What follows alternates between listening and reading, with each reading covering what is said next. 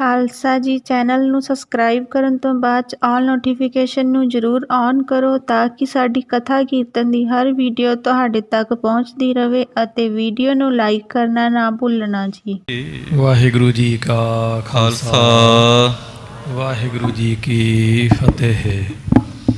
ਪਰਮ ਸਨਮਾਨਯੋਗ ਗੁਰੂ ਰੂਪ ਗੁਰੂ ਖਾਲਸਾ ਸਾਧ ਸੰਗਤ ਜੀਓ, ਆਪ ਸਭ ਵਡਭਾਗੇ ਹੋ ਜਿੱਥੇ ਅਕਾਲ ਪੁਰਖ ਅੰਤਰਜਾਮੀ ਵਾਹਿਗੁਰੂ ਜੀ ਕੇ ਸਰਗੁਣ ਸਵਰੂਪ ਦਸਵੇਂ ਗੁਰੂ ਨਾਨਕ ਸਾਹਿਬ ਸਤਿਗੁਰੂ ਸ੍ਰੀ ਗੁਰੂ ਗੋਬਿੰਦ ਸਿੰਘ ਸਾਹਿਬ ਜੀ ਮਹਾਰਾਜ ਜੀ ਨੇ ਧਰਮ ਚਲਾਵਨ ਸੰਤ ਉਬਾਰਨ ਦੁਸ਼ਟ ਸਭਨ ਕੋ ਮੂਲ ਉਪਾਰਨ ਦੇ ਵਾਸਤੇ ਅਵਤਾਰ ਧਾਰਿਆ।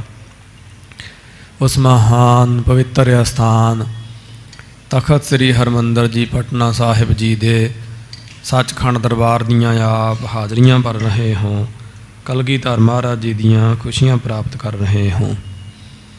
ਤਖਤ ਸਾਹਿਬ ਜੀ ਦੇ ਉੱਪਰ ਲੜੀਵਾਰ ਗੁਰੂ ਇਤਿਹਾਸ ਦੀ ਵਿਚਾਰ ਕਥਾ ਚੱਲ ਰਹੀ ਹੈ। ਪਿਛਲੇ ਦੀਵਾਨਾਂ ਵਿੱਚ ਆਪ ਸਭ ਸਰਵਣ ਕਰ ਚੁੱਕੇ ਹੋ। ਦਲ ਭੰਜਨ ਵੱਡੇ ਯੋਧੇ ਪਰਉਪਕਾਰੀ ਸਤਿਗੁਰੂ ਛਠਮ ਪੀਰ ਮੀਰੀ ਪੀਰੀ ਦੇ ਮਾਲਿਕ ਧੰਨ ਸਤਿਗੁਰੂ ਗੁਰੂ ਹਰਗੋਬਿੰਦ ਸਾਹਿਬ ਸੱਚੇ ਪਾਤਸ਼ਾਹ ਕਰਤਾਰਪੁਰ ਕਰਤਾ ਬਸੈ ਸੰਤਨ ਕੈ ਪਾਸ। ਕਰਤਾਰਪੁਰ ਸਾਹਿਬ ਆਪ ਜੀ ਵਿਰਾਜਮਾਨ ਹਨ। ਬੇਅੰਤ ਚੋਜ ਕੌਤਕ ਹੋ ਰਹੇ ਨੇ।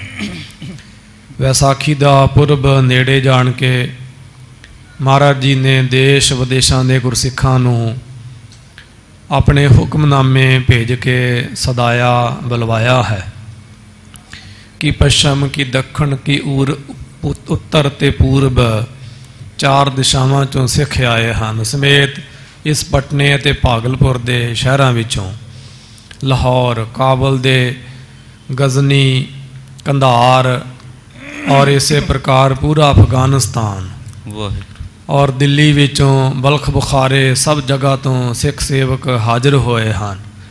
ਕਿਉਂਕਿ ਵਿਸਾਖੀ ਦਾ ਪੁਰਬ ਆਦਿ ਗੁਰੂ ਨਾਨਕ ਦੇਵ ਜੀ ਮਹਾਰਾਜ ਜੀ ਦੇ ਸਮੇਂ ਤੋਂ ਹੀ ਮਨਾਇਆ ਜਾਂਦਾ ਸੀ। ਹੋਵੇ ਕੀਰਤਨ ਸਦਾ ਵਿਸੋਵਾ। ਵਿਸੋਵਾ ਦੇ ਅਰਥ ਵਿਸਾਖੀ ਹਨ। ਤੋ ਬੇਅੰਤ ਗੁਰਸਿੱਖ ਆਏ ਨੇ। ਕੋਈ ਗੁਰਸਿੱਖ ਕੋਈ ਭੇਟਾ ਲੈ ਕੇ ਆਇਆ, ਕੋਈ ਕੁਛ ਅੰਬਾਰ ਲੱਗ ਗਏ। ਔਰ ਨਕਦੀ ਜੋ ਸੀ ਕੈਸ਼ ਉਹਦੇ ਵੀ ਮਹਾਰਾਜ ਦੇ ਸਾਹਮਣੇ ਢੇਰਾਂ ਦੇ ਢੇਰ ਪਏ ਹਨ। ਖਜ਼ਾਨਚੀ ਗੁਰੂ ਕੇ ਗੁਰਸਿੱਖ ਗਿਣ ਕੇ ਔਰ ਉਹਦੀ ਪੋਟਲੀ ਬਣਾ ਕੇ ਲੱਖ ਲੱਖ ਦੀ ਉਹ ਸੰਭਾਲੀ ਜਾਂਦੇ ਨੇ। ਗੁਰੂ ਘਰ ਵਿੱਚ ਪੰਥ ਔਰ ਗਰੀਬ ਗੁਰਬਿਆਂ ਦੇ ਕਾਰਜ ਵਿੱਚ ਉਹ ਵਰਤੋਂ ਆ ਰਹੀ। ਇਨ੍ਹਾਂ ਹੀ ਦਿਨਾਂ ਵਿੱਚ ਇੱਕ ਕਾਬਲੀ ਮੱਲ ਨਾਮ ਦਾ ਸੌਦਾਗਰ ਜਿਹਨੇ ਗੁਰੂ ਅਰਜਨ ਦੇਵ ਜੀ ਮਹਾਰਾਜ ਜੀ ਦੇ ਪਾਸੋਂ ਸਿੱਖੀ ਧਾਰਨ ਕੀਤੀ ਸੀ, ਮਹਾਰਾਜ ਜੀ ਦੀ ਵਡਿਆਈ ਸੁਣਦਾ ਰਿਹਾ ਤੇ ਆਇਆ। ਇਹ ਲੰਮਾ ਸਮਾਂ ਗੁਰੂ ਹਰਗੋਬਿੰਦ ਸਾਹਿਬ ਜੀ ਮਹਾਰਾਜ ਜੀ ਦੇ ਦਰਬਾਰ ਵਿੱਚ ਆ ਨਾ ਸਕਿਆ। ਆਪਣਾ ਦਸਵੰਧ ਇਕੱਠਾ ਕਰਦਾ ਰਿਹਾ। ਜਦੋਂ ਵੱਡੀ ਗਿਣਤੀ ਵਿੱਚ ਇਹਦੇ ਕੋਲੋਂ ਦਸਵੰਧ ਇਕੱਠਾ ਹੋ ਗਿਆ, ਉਸ ਵੇਲੇ 1100 ਸੋਨੇ ਦੀ ਮੋਹਰ ਉਸ ਜ਼ਮਾਨੇ ਵਿੱਚ ਔਰ ਬੇਸ਼ਕੀਮਤੀ ਘੋੜਾ ਜਿਹਦੀ ਕੀਮਤ 1 ਲੱਖ ਰੁਪਏ ਸੀ ਔਰ ਇੱਕ ਫੌਲਾਦ ਦਾ ਬਣਿਆ ਹੋਇਆ ਤੇਗਾ ਤੇ ਇੱਕ ਸਫੇਦ ਰੰਗ ਦਾ ਚਿੱਟੇ ਦਾ ਰੰਗ ਦਾ ਬਾਜ ਜੋ ਅੱਜ ਕੱਲ੍ਹ ਕਰੀਬਨ ਫੋਟੋਆਂ ਦੇ ਵਿੱਚ ਹੀ ਸਾਨੂੰ ਵੇਖਣ ਨੂੰ ਮਿਲਦਾ ਹੈ। ਵੈਸੇ ਉਹ ਦੁਰਲੱਭ ਹੈ। ਉਸ ਜ਼ਮਾਨੇ ਵਿੱਚ ਵੀ ਉਹ ਦੁਰਲੱਭ ਸੀ। ਇਸ ਤੋਂ ਛੋਟਾ ਇੱਕ ਪਸ਼ਮੀਨੇ ਦਾ ਬਣਿਆ ਹੋਇਆ ਮਹਾਰਾਜ ਜੀ ਦੇ ਵਾਸਤੇ ਪੋਸ਼ਾਕਾ ਬਸਤਰ ਜੋ ਬਹੁਤ ਕੀਮਤੀ ਸੀ। ਹੋਰ ਵੀ ਕੁਝ ਵਸਤੂਆਂ ਇਹਨੇ ਮਹਾਰਾਜ ਜੀ ਦੇ ਨਜ਼ਰਾਨੇ ਦਰਸ਼ਨੀ ਭੇਟ ਕੀਤੀ ਹੈ। ਸਤਿਗੁਰੂ ਪ੍ਰਸੰਨ ਹੋਏ, ਪੁੱਛਿਆ ਪੁਰਖਾ ਕੀ ਤਮੰਨਾ ਹੈ। ਇਹਨੇ ਹੱਥ ਜੋੜ ਕੇ ਫਰਮਾਇਆ, ਇਹ ਗਰੀਬ ਨਵਾਜ਼ ਆਪ ਜੀ ਦੀ ਬਖਸ਼ਿਸ਼ ਦੇ ਨਾਲ ਮੇਰੇ ਪਾਸ ਸਾਰਾ ਕੁਛ ਹੈ। ਜੇ ਤਰੁੱਠ ਗਏ ਹੋ ਨਾ, ਕਿਰਪਾ ਦੇ ਘਰ ਵਿੱਚ ਆ ਗਏ ਹੋ ਤੇ ਇਹ ਬਰ ਮੋਕੋ ਦੀਜੈ ਸੁਆਮੀ। ਕਿਰਪਾ ਕਰੋ ਗੁਰ ਅੰਤਰਜਾਮੀ। ਜਬ ਲੋ ਹੋਏ ਨਾ ਅਬਸੋਂ ਮੇਲਾ ਕਰਮਨ ਬਸ ਜੂਨਨ ਮੈਂ ਖੇਲਾ। ਜਹ ਕਹਿ ਜਨਮ ਧਰੋ ਮੈਂ ਜਾਈ ਰਹੋ ਸਿੱਖ ਤਬ ਲੋ ਗੁਣ ਗਾਈ। ਵਾਹਿਗੁਰੂ ਕਿੱਡੀ ਅਸਚਰਜ ਦਾਤ ਮੰਗੀ ਕਿ ਮਹਾਰਾਜ ਜਦੋਂ ਤੱਕ ਮੈਨੂੰ ਬ੍ਰਹਮ ਗਿਆਨ ਨਹੀਂ ਨਾ ਹੁੰਦਾ, ਮੇਰੀ ਮੁਕਤੀ ਨਹੀਂ ਹੁੰਦੀ, ਉਦੋਂ ਤੱਕ ਮੈਨੂੰ ਸਿੱਖਾਂ ਦੇ ਘਰ ਦਾ ਜਨਮ ਦਿਓ ਤੇ ਮੈਂ ਆਪ ਜੀ ਦੀ ਸਿੱਖੀ ਕਮਾਵਾਂ। ਇਹ ਮੇਰੀ ਤਮੰਨਾ ਹੈ। ਮਹਾਰਾਜ ਮੈਂ ਮੁਕਤ ਨਹੀਂ ਜਦੋਂ ਤੱਕ ਹੋ ਜਾਂਦਾ, ਮੈਨੂੰ ਕਿਰਪਾ ਕਰਿਓ। ਗੁਰਬਾਣੀ 'ਚ ਤੋਂ ਕਹਿੰਦੀ ਮੈਂ ਜੁਗ ਜੁਗ ਦਈਐ ਸੇਵੜੀ। मैं जुगां जुगां तक तेरी सेवा करा, मैनूं एक जन्म दे नाल कोई संतुष्टि नहीं है। ये दात मंगी। इहदी अनोखी दात वेख के महाराज त्रुठे, प्रसन्न होए। भए प्रसन्न बखान्यो बैन, तेरो जन्म अब अपर अब है ना। महाराज कहन लगे सिखा, गुरु नानक तेरे ते त्रुठे, जा तेनू मुक्ति मिले, हुण तेनू कोई जम्मन मरण नहीं, तू साडे विच ही समा जावेगा, अभेद हो जावेगा। और मैं बसों मांग बर लीनो, भयो कर्म के बंद बहीनो, क्या तेरे हिरदे विच साडा वासा होवे। ये वचन कह के महाराज सिख ते प्रसन्न होए। जदों सिख चला गया उस वेले महाराज इहदियां दित्तियां होईयां वस्तुआं नूं अगे वंडना चाहुंदे हन। गुरसिखां नूं इह दातां दे के निवाजना चाहुंदे ने। अगे जिवें सतगुरां दी कथा लड़ीवार रूप दे विच आ रही। आओ जितने भी माई भाई बिरध बालिक गरीब निवाज महाराज जी की पवित्र गोद में सुभायमान होकर महाराज जी के चरणों का लाहा लै रहे हो और देशों विदेशों प्रदेशों में दूरदर्शन दूर सरवण के जरिए महाराज जी के चरणों के नाल जुड़ रहे हो। आओ भाई सतगुरां दी अमृत स्वरूप गुर इतिहास की लड़ीवार विचार कथा के नाल जुड़ो, एकाग्रता बनाओ। श्री गुरु कलगीधर पातशाह महाराज जी के चरणों का ध्यान धरते हुए रसना पवित्र करो। प्यार दे नाल गज के आखो जी सतनाम श्री वाहे गुरु जी। प्यार नाल फिर आखो जी सतनाम श्री वाहे गुरु जी। कर पर बाज बिठाए निहारा। उस वेले सफेद रंग का बाज महाराज जी ने अपने खब्बे हाथ उपर बिठाया ते की तकिया है। अधिक गुणन मह दुलभ उदारा। महाराज ने जानिया कि जिहड़ा बाज आ अनेकां ही गुणां वाला अपने बगाने की पछाण करदा है, सिखाया होया है, इनू सोहनी तरबीयत दिती हुई है, सिखाया होया और है भी ये दुर्लभ है। कदी वेख्या किसी ने चिट्टे रंग का बाज? ये तो फोटोआं फाटोआं दे विच ही वेखण नूं मिलदे हन, अज भी ये दुर्लभ हैं चिट्टे रंग के बाज। वैसे बाज चिट्टे रंग के होंदे कोई नहीं, ये तो भूरे रंग के वध तों वध जां काले रंग के ये अक्सर वेखे जाते हैं। इत्थे इंडिया विच भी विदेशों के विच भी, पर चिट्टे रंग के ते कोई दुर्लभ बाज ही होवे। महाराज जी ने इस तरह जानिया कि बाज बड़ा दुर्लभ है। सिर गुर देते कहियो सुनाई। उस वेले महाराज जी ने वड्डे साहिबजादा बाबा गुरदित्ता जी साहब जी दे ताईं सुना के भाव उच्ची बोल के फरमाया। की फरमाया है? दूर कहूं ते असकर आई। महाराज कहन लगे बाबा जी साहिब ये जो बाज है ना, ये किते दूर देश विचों ही हथ विच आउंदा है, अपने देश का तो है नहीं ये बाज। अपर न कहूं देख वे आवे। और क्या कि होर ये बाज किधरे भी देखण विच नहीं आउंदा है। बड़ो अह गुण बिसद सुहावे। इहदे विच वड्डे गुण हन ते चिट्टे रंग दा बाज है, सफेद रंग दा बड़ा शुभदा है। सुन सतगुर सुत चित की जानी। सुन करके महाराज जी ने अपने पुत्र बाबा गुरदित्ता जी साहब जी दे दिल दी जानी है, दिल जानी स्वामी ने। अजायब दुलभ बखानी। इन्हां दे मन विच ये तमन्ना सी कि किते महाराज मैनू बाज दे देण ते गल बन जे। महाराज जी ने जानिया कि जिहड़ी वस्तु है बड़ी अजायब है, बड़ी अनोखी अलौकिक, बड़ी अदुत्ती, ये बेनज़ीर है, बेमिसाल है, दी मिसाल कोई नहीं। तुम ले हो अखेर करी जा। महाराज कहन लगे भाई ये तुसी रह लो, ਇਹਦੇ ਨਾਲ शिकार खेडिया करो। तुसी शिकार खेडन जाते हैं, ਇਹਦੇ ਨਾਲ शिकार खेडिया करो। परखो संग बिहंग छुरी जा। और क्या कि इनू परखना है ते पंछियों के उपर इनू छड्डना है, देखना ਇਹਦੀ ਝਵਟ कैसी है, ਇਹਦੀ मार कैसी है। होत प्रात के बहर सिदारो। और क्या कि सवेर होवे जदों सूरज चढ़े ते बाहर जाओ। किम खग पकड़े तहां निहारो। ते जाके फिर जंगलों दे विच, कानां दे विच, छंभां दे विच जाके देखना कि किवें पंछी फड़दा है और कैसा ਇਹਦਾ तरीका ते सलीका है शिकार खेडण दा। पैंदे खान दिशा पुनहेरा।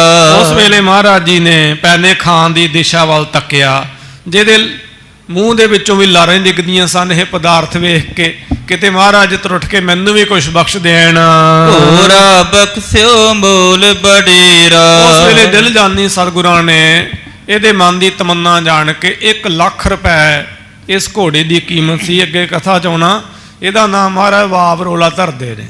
ਸਤਿਗੁਰੂ ਨਾਲ ਲੱਛਣ ਗੁਣ ਵੇਖ ਕੇ ਨਾਮ ਧਰਿਆ ਕਰਦੇ ਸਨ। ਜਿਵੇਂ ਪਿੱਛੇ ਕਥਾ ਆਈ ਸੀ ਬਾਲੂ ਹਸਣਾ ਜੀ ਦੀ, ਇਹ ਸਿੱਖ ਦਾ ਨਾਮ ਭਾਈ ਬਾਲੂ ਸੀ ਤੇ ਹਰ ਵੇਲੇ ਹੱਸਦਾ ਹੀ ਰਹਿਣਾ, ਇਹਨੇ ਮੁਸਕਰਾਉਂਦਾ ਹੀ ਰਹਿਣਾ, ਤੇ ਮਹਾਰਾਜ ਨੇ ਇਹਦਾ ਨਾਮ ਬਾਲੂ ਹਸਣਾ ਪਾਇਆ ਸੀ। ਜਿਵੇਂ ਭਾਈ ਆਲਮ ਸਿੰਘ ਸਾਹਿਬ ਜੀ ਹੋਏ ਨੇ 10ਵੇਂ ਪਾਤਸ਼ਾਹ ਮਹਾਰਾਜ ਦੇ ਚੌਰ ਬਰਦਾਰ ਸਨ, ਉਹ ਮਹਾਰਾਜ ਨੂੰ ਚੌਰ ਕਰਿਆ ਕਰਦੇ ਸਨ। ਭਾਈ ਆਲਮ ਸਿੰਘ ਜੀ ਦਾ ਨਾਮ ਦਸਮ ਗ੍ਰੰਥ ਸਾਹਿਬ ਦੇ ਵਿੱਚ ਵੀ ਆਉਂਦਾ, ਆਨ ਆਲਮੈ ਹਮੈ ਜਗਾਇਓ ਬਚਿੱਤਰ ਨਾਟਕ ਵਿੱਚ ਆਉਂਦਾ। ਤੇ ਭਾਈ ਆਲਮ ਸਿੰਘ ਸਾਹਿਬ ਜੀ ਦਾ ਢਾਲਾ ਵੀ ਮਹਾਰਾਜ 10ਵੇਂ ਪਾਤਸ਼ਾਹ ਦੇ ਪਾਵਨ ਸ਼ੋਅ ਇੱਥੇ ਗਰੀਬ ਨਵਾਜ ਮਹਾਰਾਜ ਦੇ ਪਾਸ ਹੈ।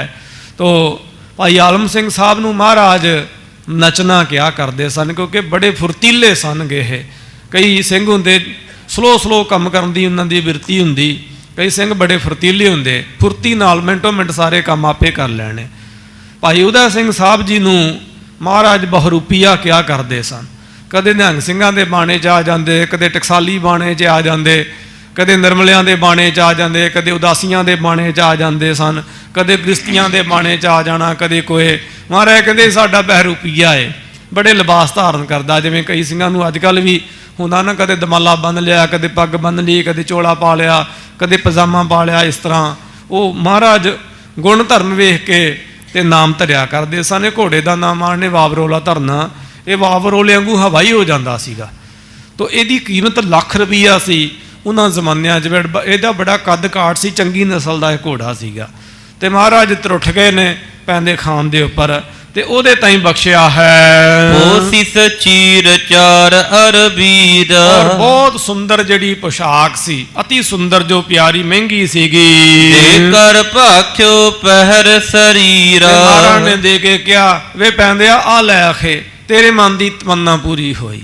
ਪਰ ਬਚਨ ਇਹ ਹੈ ਕਿ ਪਹਿਰ ਸਰੀਰਾ, ਇਹ ਆਪਣੇ ਸਰੀਰ ਤੇ ਧਾਰਨ ਕਰਨੀ ਹੈ, ਹਮੇਸ਼ਾ ਸਜਾ ਕੇ ਰੱਖਣੀ ਹੈ, ਕਿਸੇ ਹੋਰ ਨੂੰ ਨਹੀਂ ਦੇਣੀ ਹੈ। ਹੁਣ ਖੰਡਾ ਲੈ ਹੱਥ ਨਿਹਾਰਾ। ਉਸ ਵੇਲੇ ਮਨ ਨੇ ਖੰਡਾ ਜੋ 2 ਧਾਰਾ ਸੀ, ਵਾਡਾਕਾਰੀ ਫੌਲਾਦ ਦਾ ਬਣਿਆ ਹੋਇਆ, ਵਰਖਿਓ ਆਛੋ ਲੋਹ ਕਰਾਰਾ। ਉਸ ਵੇਲੇ ਮਨ ਨੇ ਹੱਥ ਵਿੱਚ ਲਿਆ ਤੇ ਪਰਖਿਆ ਕਿ ਕਰਾਰਾ ਬੜਾ ਕਰੜਾ, ਇਹ ਸਾਰ ਲੋਹੇ ਦਾ ਬਣਿਆ ਹੋਇਆ, ਲੋਹੇ ਨੂੰ ਵੀ ਕੱਟਣ ਦੇ ਸਮਰੱਥ ਹੈ। ਮਾਨ ਬਾਕ ਪੈਂਦੇ ਖਾਂ ਵੀਰ। ਉਸ ਵੇਲੇ ਗਰੀਬ ਨਵਾਜ ਮਹਾਰਾਜ ਜੀ ਦਾ ਬਚਨ ਮੰਨਿਆ ਹੈ ਪੈਂਦੇ ਖਾਨ ਨੇ, ਸਭ ਪੁਸਾਕ ਕੋ ਪਹਿਰ ਸਰੀਰ। ਜਿਹੜੀ ਪੁਸ਼ਾਕ ਸੀ ਮਹਾਰਾਜ ਜੀ ਦੇ ਸਨਮੁਖ ਸਾਹਮਣੇ ਹੀ ਆਪਣੇ ਸਰੀਰ ਦੇ ਉੱਪਰ ਧਾਰਨ ਕਰ ਲਈ ਹੈ। ਕਰੀ ਸਲਾਮ ਦੇਖ ਮੁਸਕਾਏ। ਇਸ ਤਰ੍ਹਾਂ ਮਹਾਰਾਜ ਨੂੰ ਸਲਾਮ ਕੀਤੀ ਨੇ ਸਿਰ ਝੁਕਾ ਕੇ ਆਪਣੇ ਅਕੀਦੇ ਦੇ ਹਿਸਾਬ ਦੇ ਨਾਲ, ਤੇ ਮਹਾਰਾਜ ਜੀ ਦਾ ਸਜਦਾ ਵੇਖ ਕੇ ਮੁਸਕਰਾਏ ਤਰੁੱਠੇ ਹਨ। ਇਹ ਖੰਡਾ ਲਿਹੁ ਅੰਗ ਲਗਾਏ। ਉਹ ਖੰਡਾ ਜੋ ਮਹਾਰਾਜ ਜੀ ਨੇ ਆਪਣੇ ਹੱਥ ਤੇ ਫੜ ਕੇ ਤੋਲਿਆ ਸੀ ਕਿ ਫੌਲਾਦ ਦਾ ਬਣਿਆ, ਲੋਹੇ ਨੂੰ ਵੀ ਕੱਟਣ ਦੇ ਸਮਰੱਥ ਆ। ਮਨ ਨੇ ਕਿਹਾ ਪੁਰਖਾ ਇਹ ਖੰਡਾ ਵੀ ਲੈ ਲਾ, ਇਹਨੂੰ ਆਪਣੇ ਅੰਗ ਤੇ ਸਰੀਰ ਤੇ ਸਜਾਇਆ ਕਰ। ਸੋਭਾ ਤੂ ਨ ਛੂਨੀ ਹੋਈ। ਔਰ ਕਿਹਾ ਕਿ ਖੰਡਾ ਧਾਰਨ ਕਰੇਗਾ, ਬਹਾਦਰ ਲੋਕ ਸ਼ਸਤਰਾਂ ਦੇ ਨਾਲ ਹੀ ਸ਼ੋਭਦੇ ਹਨ, ਤੋ ਕਿਹਾ ਇਹ ਸ਼ਸਤਰ ਦੇ ਨਾਲ ਤੇਰੀ ਸ਼ੋਭਾ ਹੋਵੇਗੀ। ਕੋਸਿਸ ਆਦਿਕ ਦਰਬ ਲਗ ਜੋਈ। ਔਰ ਕਿਹਾ ਕਿ ਇਹ ਜਿਹੜੀ ਪੋਸ਼ਾਕ ਹੈ ਜਿਹਦੇ ਤੇ ਬੜੇ ਦਮੜੇ ਲੱਗੇ ਹਨ, ਮਹਿੰਗੀ ਹੈ। ਭਏ ਪ੍ਰਸੰਨ ਬਹੁਰ ਸਮਝਾਵੈ। ਇਸ ਤਰ੍ਹਾਂ ਮਹਾਰਾਜ ਪ੍ਰਸੰਨ ਹੋਏ ਤੇ ਸਮਝਾਉਣ ਲੱਗੇ ਹਨ। ਜਬ ਤੂੰ ਹਮਰੇ ਢਿਗ ਚਲ ਆਵੈ। ਮਹਾਰਾਜ ਕਹਿਣ ਲੱਗੇ ਭਾਈ ਜਦੋਂ ਤੂੰ ਸਾਡੇ ਪਾਸ ਆਵੇਂ ਚੱਲ ਕੇ, ਇਹ ਕੋਸਿਸ ਤਨ ਪਹਿਰ ਸੋ ਆਵੋ। ਔਰ ਕਿਹਾ ਕਿ ਸਾਡਾ ਬਚਨ ਹੈ ਤੇਰੇ ਤਾਈਂ, ਵਿਸ਼ੇਸ਼ ਹਦਾਇਤ ਹੈ। ਇਹ ਜੋ ਪੋਸ਼ਾਕ ਅਸਾਂ ਨੇ ਬਖਸ਼ੀ ਹੈ, ਇਹ ਪੋਸ਼ਾਕ ਸਾਡੇ ਪਾਸ ਸਜਾ ਕੇ ਆਉਣੀ ਹੈ। ਖੜਗ ਸਿਪਰ ਤਬ ਅੰਗ ਸਜਾਵੋ। ਔਰ ਇਹ ਦਮੜੇ ਤੇ ਦਮੜਿਆਂ ਦੇ ਨਾਲ ਬਣੀ ਹੋਈ ਜਿਹੜੀ ਇਹ ਸਿਪਰ ਢਾਲ, ਇਸੇ ਪ੍ਰਕਾਰ ਖੜਗ ਕਹੀਏ ਇਹ ਖੰਡਾ ਤੇ ਸਿਪਰ ਢਾਲਾ, ਇਹ ਆਪਣੇ ਸਰੀਰ ਤੇ ਸਜਾ ਕੇ ਆਉਣਾ ਹੈ। ਅਬ ਤੂੰ ਚੜ ਤੁਰੰਗ ਕੋ ਫੇਰ। ਔਰ ਕਿਹਾ ਕਿ ਇਹ ਜਿਹੜਾ ਘੋੜਾ ਹੈ ਨਾ ਬਹੁਮੁੱਲਾ, ਇਸ ਘੋੜੇ ਤੇ ਸਵਾਰ ਹੋ ਕੇ ਇਸ ਘੋੜੇ ਦੀ ਕਲਾਬਾਜੀ ਸਾਨੂੰ ਦਿਖਾ ਹੁਣ। ਕਰੋ ਦਿਖਾਵਨ ਚਪਲ ਬੜੇਰ। ਇਹ ਘੋੜਾ ਬਹੁਤ ਚਪਲ ਚੰਚਲ ਹੈ, ਇਹਦੀ ਚੰਚਲਤਾਈ ਇਹਦੀ ਜੋ ਸੋਝੀ ਨੂੰ ਦਿੱਤੀ ਹੋਈ ਹੈ ਸਿਖਾਉਣ ਵਾਲਿਆਂ ਨੇ, ਤਰਬੀਅਤ ਦੇਣ ਵਾਲਿਆਂ ਨੇ ਜੋ ਇਹਨਾਂ ਨੂੰ ਤਰਬੀਅਤ ਦਿੱਤੀ ਹੋਈ ਹੈ, ਉਹ ਸਾਰਿਆਂ ਨੂੰ ਦਿਖਾ, ਹੁਣ ਇਹਦਾ ਜੌਹਰ ਦਿਖਾ। ਸੁਣ ਪੈਂਦਾ ਹਰਖਿਓ ਉਰ ਮਾਹੀ, ਸੁਣ ਕਰਕੇ ਪੈਂਦੇ ਖਾਨ, ਮਹਾਰਾਜ ਜੀ ਦਾ ਬਚਨ ਤਾਂ ਤਰੁੱਠਿਆ ਖੁਸ਼ ਹੋਇਆ। ਸਿਪਰ ਖੜਗ ਧਰ ਕਰ ਕਟ ਤਾਹੀ, ਉਸ ਪ੍ਰਕਾਰ ਢਾਲਾ ਆਪਣੀ ਪਿੱਠ ਦੇ ਪਿੱਛੇ ਸਜਾਇਆ, ਤੇ ਇਸੇ ਪ੍ਰਕਾਰ ਖੜਗ ਮਹਾਰਾਜ ਵੱਲੋਂ ਬਖਸ਼ਿਆ ਹੋਇਆ ਖੰਡਾ ਇਹਨੇ ਗਾਤਰੇ ਸਜਾਇਆ ਹੈ, ਵਸਤਰ ਸਜਾਏ ਹਨ। ਤੇ ਇਸੇ ਪ੍ਰਕਾਰ ਕੱਟ ਲੱਕ ਦੇ ਨਾਲ ਕਮਰ ਕੱਸਾ ਬੰਨ੍ਹ ਕੇ ਢਾਲਾ ਤੇ ਜੋ ਸ਼ਸਤਰ ਸੀ ਸਜਾਇਆ, ਤਿਆਰ ਬਰ ਤਿਆਰ ਹੋਇਆ ਕਮਰ ਕੱਸਾ ਕੱਸ ਕੇ। ਮੁਝ ਕੋ ਜਾਨ ਹੈ ਬੜ ਬਲਵਾਨਾ, ਹਉਮੈ ਵੀ ਆ ਗਈ ਹੈ ਬਿਨਾਂ ਸਿਮਰਨ ਭਜਨ ਤੇ ਹੱਥੀਂ ਸੇਵਾ ਤੋਂ। ਹਉਮੈ ਆ ਜਾਂਦੀ ਹੈ, ਹਉਮੈ ਨਹੀਂ ਮਰਦੀ ਹੈ, ਇਹ ਬੜੀ ਔਖੀ ਮਰਦੀ। ਦੀਰਘ ਰੋਗ ਇਹਨੂੰ ਮਹਾਰਾਜ ਨੇ ਬਾਣੀ 'ਚ ਆਖਿਆ, ਇਹਨੂੰ ਝੱਲਣਾ ਬਹੁਤ ਔਖਾ ਹੈ। ਕੋਈ ਵੇਲੇ ਟਾਵੇਂ ਹੀ ਇਸ ਝਾਲ ਨੂੰ ਝੱਲ ਪਾਉਂਦੇ ਹਨ। ਤਾਂ ਇਸ ਪ੍ਰਕਾਰ ਹਉਮੈ ਵੀ ਆ ਗਈ। ਇਹ ਜਾਣਦਾ ਕਿ ਸਤਿਗੁਰੂ ਜੀ ਮਹਾਰਾਜ ਮੈਨੂੰ ਬੜਾ ਵੱਡਾ ਬਹਾਦਰ ਜਾਣਦੇ ਹਨ। ਰਣ ਮੈਂ ਵੀਰ ਕਰਹਿ ਕਮਸਾਨਾ, ਕਿ ਮੈਂ ਬੜਾ ਵੀਰ ਬਹਾਦਰ ਹਾਂ ਤੇ ਮੈਦਾਨੇ ਜੰਗ ਵਿੱਚ ਮੈਂ ਬੜਾ ਕਮਸਾਨ ਮਚਾਵਾਂਗਾ। ਇਹ ਸ਼ਾਇਦ ਮੇਰੇ ਤੋਂ ਮਹਾਰਾਜ ਉਮੀਦ ਰੱਖਦੇ ਨੇ। ਮਹਾਰਾਜ ਤੇ ਕਿਸੇ ਤੋਂ ਉਮੀਦਾਂ ਮੁੱਦਾਂ ਨਹੀਂ ਰੱਖਦੇ ਹਨ। ਸਤਿਗੁਰੂ ਬੇਪਰਵਾਹ ਪੁਰਖ ਹਨ, ਮਹਾਰਾਜ ਨੂੰ ਕਿਸੇ ਦੀ ਪਰਵਾਹ ਨਹੀਂ ਹੈ, ਕਿਸੇ ਨਾਲ ਫਰਕ ਨਹੀਂ ਪੈਂਦਾ ਗੁਰੂ ਨਾਨਕ ਦੇ ਘਰ ਨੂੰ। ਇਸ ਕਾਰਨ ਤੇ ਸਤਿਗੁਰੂ ਦੇਤ, ਇਸ ਪ੍ਰਕਾਰ ਸਤਿਗੁਰੂ ਜੀ ਮਹਾਰਾਜ ਮੈਨੂੰ ਇਹ ਵਸਤੂਆਂ ਢਾਲਾ, ਸ੍ਰੀ ਸਾਹਿਬ, ਘੋੜਾ, ਦਮੜੇ, ਪੁਸ਼ਾਕੇ ਤੇ ਆਦਿਕ ਦਿੰਦੇ ਨੇ। ਖੁਰੇ ਮੈਂ ਬੜਾ ਵੱਡਾ ਲਾਇਕ ਹਾਂ, ਬੜਾ ਯੋਗ ਹਾਂ। ਹੋ ਸਮਤਾ ਕੋ ਦੁਤੀਏ ਨਾ ਲੇਤ, ਔਰ ਕਿਹਾ ਕਿ ਮੇਰੇ ਬਰਾਬਰ ਮਹਾਰਾਜ ਕਿਸੇ ਨੂੰ ਸਮਝਦੇ ਹੀ ਨਹੀਂ ਹਨ, ਕਿ ਸ਼ਾਇਦ ਸਭ ਤੋਂ ਵੱਡਾ ਸਮਰੱਥ ਮੈਂ ਹੀ ਆ ਇੱਥੇ। ਇਤਿਆਦਿਕ ਚਿਤ ਵਿਖੈ ਵਿਚਾਰਤ, ਕਵੀ ਜੀ ਕਹਿੰਦੇ ਇਤਿਆਦਿਕ ਇਹ ਢੈਂਦੀ ਕਲਾ ਦੇ ਖਿਆਲ ਆਪਣੇ ਮਨ ਵਿੱਚ ਲਿਆਉਂਦਾ ਹੈ ਤੁਰਕੜਾ। ਬਖਸ਼ਿਸ਼ ਲੈ ਤੇ ਗਰਭ ਕੋ ਧਾਰਤ, ਮਹਾਰਾਜ ਦੀਆਂ ਬਖਸ਼ਿਸ਼ਾਂ ਲੈਂਦਾ ਤੇ ਨਾਲ ਤਕੱਬਰ ਵੀ ਕਰੀ ਜਾਂਦਾ, ਹੰਕਾਰ ਵੀ ਕਰੀ ਜਾਂਦਾ। ਫਲ ਲੱਗਣ ਤੋਂ ਬਾਅਦ ਤੇ ਰੁੱਖ ਝੁਕਦੇ ਨੇ, ਨਹੀਂ ਝੁਕਣ ਵਾਲੇ ਤੇ ਫਿਰ ਬਾਂਸ ਹੀ ਹੁੰਦੇ ਨੇ। ਉਹਨੂੰ ਭਾਈ ਗੁਰਦਾਸ ਜੀ ਸਾਹਿਬ ਜੀ ਨੇ ਸਾਧ ਸੰਗਤ ਜੀ ਕੁਲ ਘਾਤੀ ਲਿਖਿਆ ਹੋਇਆ। ਚੰਦਰਾ ਆਪਸ ਵਿੱਚ ਟੱਚ ਕਰਦਾ, ਛੂੰਹਦਾ, ਅੱਗ ਨਿਕਲਦੀ ਸਾਰੇ ਜੰਗਲ ਨੂੰ ਹੀ ਸਾੜ ਕੇ ਸਵਾਹ ਕਰ ਦਿੰਦਾ, ਐਡਾ ਕੁਲ ਘਾਤੀ ਆ। ਤੋ ਇਸ ਪ੍ਰਕਾਰ ਜੇ ਮਹਾਰਾਜ ਤਰੁੱਠ ਕੇ ਜੇ ਗਰੀਬ ਨਵਾਜ ਮਹਾਰਾਜ ਕੋਈ ਦਾਤਾਂ ਕੋਈ ਨਿਆਮਤਾਂ ਵੀ ਦੇਣ ਤੇ ਸਿੱਖ ਨੂੰ ਝੁਕਣਾ ਹੀ ਸਾਧ ਸੰਗਤ ਜੀ ਬਣ ਆਉਂਦਾ ਹੈ। ਪਰ ਅੰਦਰੋਂ ਝੁਕਿਆ ਨਹੀਂ ਜਾਂਦਾ। ਜੇ ਅੰਦਰ ਮਹਾਰਾਜ ਦੀ ਸਿੱਖੀ ਨਾ ਹੋਵੇ, ਨਾਮ ਭਜਨ ਨਾ ਹੋਵੇ, ਨਿਤਨੇਮ ਨਾ ਹੋਵੇ, ਹੱਥੀਂ ਸੇਵਾ ਨਾ ਹੋਵੇ, ਫਿਰ ਵੀ ਕਿੱਥੋਂ ਗੱਲ ਬਣਦੀ ਹੈ। ਇਸ ਪ੍ਰਕਾਰ ਇਹਦੀ ਹੁਣ ਬੋਧੀ ਭ੍ਰਸ਼ਟ ਹੋਣੀ ਹੈ ਕਿ ਆਉਣ ਵਾਲੇ ਸਾਰੇ ਦੀਵਾਨਾਂ ਵਿੱਚ ਆਪਾਂ ਸੁਣ ਲਾਂਗੇ।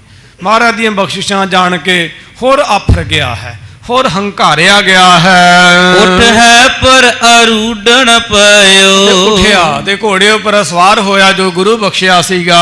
ਜਿਸ ਹਿਤ ਦਰਬ ਲੱਖ ਗਿਣ ਦਿਓ, ਇਸ ਘੋੜੇ ਦੇ ਵਾਸਤੇ 1 ਲੱਖ ਰੁਪਈਆ ਉਸ ਸੁਦਾਗਰ ਸਿੱਖ ਕਾਬਲੀ ਮਲ ਨੇ, ਜੋ ਅਫਗਾਨੀ ਸਿੱਖ ਸੀਗਾ, ਉਹਨੇ ਦਿੱਤਾ ਹੋਇਆ ਸੀ 1 ਲੱਖ ਰੁਪਈਆ। ਮੰਦ ਮੰਦ ਚੜ ਪ੍ਰਥਮ ਚਲਾਇਓ, ਇਹ ਘੋੜੇ ਨੂੰ ਚਲਾਉਣ ਦਾ ਤਰੀਕਾ ਹੈ। ਪਹਿਲਾਂ ਹੌਲੀ ਹੌਲੀ ਤਾਂ ਕਿ ਘੋੜੇ ਦਾ ਸਰੀਰ ਇੱਕਦਮ ਵੀ ਗਰਮ ਨਾ ਹੋਵੇ। ਪਹਿਲਾਂ ਘੋੜੇ ਨੂੰ ਹੌਲੀ ਹੌਲੀ ਚਲਾਇਆ ਹੈ। ਫਿਰ ਫੇਰੇ ਪੁਣ ਪੋਈਏ ਪਾਇਓ, ਫਿਰ ਉਹਨੂੰ ਫੇਰਿਆ ਹੈ ਚਫੇਰੇ, ਫਿਰ ਪੋਈਆ। ਘੋੜੇ ਦੀ ਇੱਕ ਦਰਮਿਆਨੀ ਜੀ ਚਾਲ ਹੁੰਦੀ ਹੈ, ਫਿਰ ਉਹਨੂੰ ਦਰਮਿਆਨੀ ਚਾਲ ਦੇ ਵਿੱਚ ਚਲਾਇਆ ਹੈ। ਤ੍ਰਿਤੀਆ ਬਾਰ ਘੋੜਾ ਜਬ ਛੇਰਾ, ਫਿਰ ਉਸ ਤੋਂ ਬਾਅਦ ਘੋੜੇ ਨੂੰ ਲਗਾਮ ਖਿੱਚੀ ਹੈ, ਆਪਣੀ ਅੱਡੀ ਦੇ ਨਾਲ ਜਦੋਂ ਛੇੜਿਆ ਹੈ। ਦੋਰਿਓ ਅਸ ਕਰ ਬੇਗ ਬੜੇਰਾ, ਫਿਰ ਉਹ ਘੋੜਾ ਜਿਹੜਾ ਬੜੀ ਕਾਹਲੀ ਦੇ ਨਾਲ ਦੌੜਿਆ ਹੈ, ਉਹਨੂੰ ਤੀਸਰੀ ਚਾਲ ਭਾਵ ਤੇਜ਼ੀ ਦੀ ਚਾਲ ਵਿੱਚ ਚਲਾਇਆ ਹੈ। ਕੋਨ ਕੋਨ ਕੋ ਪਾਵਤ ਪਾਛੈ, ਕਹਿੰਦੇ ਸਭ ਤੋਂ ਤੇਜ਼ ਭਾਵੇਂ ਹਵਾ ਚੱਲਦੀ ਆ ਪ੍ਰਕਿਰਤੀ ਦੀ ਗੋਦ ਵਿੱਚ, ਪਰ ਹਵਾ ਨੂੰ ਵੀ ਕਹਿੰਦਾ ਸੀ ਪਿੱਛੇ ਹੋ ਜਾ ਕੇ ਮੈਂ ਅੱਗੇ ਜਾਣਾ ਹੈ। ਹਵਾ ਨੂੰ ਵੀ ਇਹ ਪਿੱਛੇ ਛੱਡਦਾ ਸੀਗਾ ਘੋੜਾ। ਬੱਬਰੇ ਹਰਨ ਕੇ ਸਮਤਾ ਬਾਛੈ, ਕਹਿੰਦੇ ਵਿਚਾਰੇ ਹਰਨ ਹੁਰਨ ਇਸ ਘੋੜੇ ਦੀ ਕੀ ਬਰਾਬਰਤਾ ਹੀ ਕਰ ਸਕਦੇ ਹਨ ਭਲਾ? ਕੌਣ ਹਨ ਹਰਨ? ਹਰਨ ਦੀ ਤੇਜ਼ ਬੜੀ ਚਾਲ ਮੰਨੀ ਹੈ, ਬਹੁਤ ਦੌੜਦਾ ਹੈ ਹਰਨ, ਪਰ ਹਰਨ ਵੀ ਇਹਦੇ ਸਾਹਮਣੇ ਕੁਛ ਨਹੀਂ, ਇੰਨੀ ਤੇਜ਼ੀ ਨਾਲ ਦੌੜਦਾ ਇਹ ਘੋੜਾ।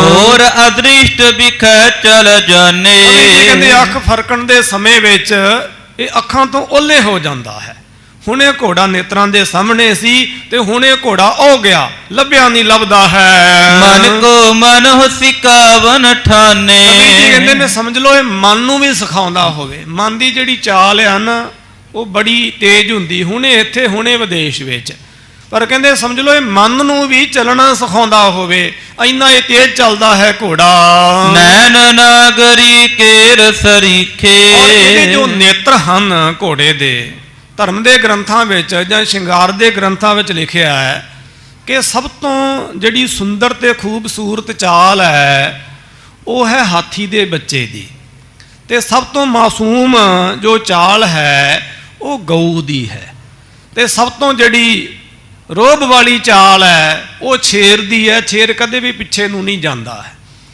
ਤੇ ਜੋ ਨੇਤਰ ਬੰਦ ਕਰਨ ਅਤੇ ਖੋਲਣ ਦੀ ਤਰਤੀਬ ਹੈ, ਤਰੀਕਾ ਤੇ ਸਲੀਕਾ ਹੈ, ਸਾਧ ਸੰਗਤ ਜੀ ਉਹ ਘੋੜੇ ਦਾ ਮੰਨਿਆ ਹੋਇਆ ਹੈ। ਸ਼ਾਇਦ ਤੁਸੀਂ ਕਦੇ ਗੌਰ ਨਾਲ ਦੇਖਿਆ ਹੋਵੇ, ਕਿਉਂਕਿ ਅੱਖ ਬੰਦ ਕਰਨੀ ਜਾਂ ਅੱਖ ਖੋਲਣੀ, ਇਹਦੇ ਵਿੱਚ ਜੀਵਨ ਦਾ ਬਹੁਤ ਵੱਡਾ ਰਹੱਸ ਹੁੰਦਾ ਜੀ, ਬਹੁਤ ਵੱਡਾ।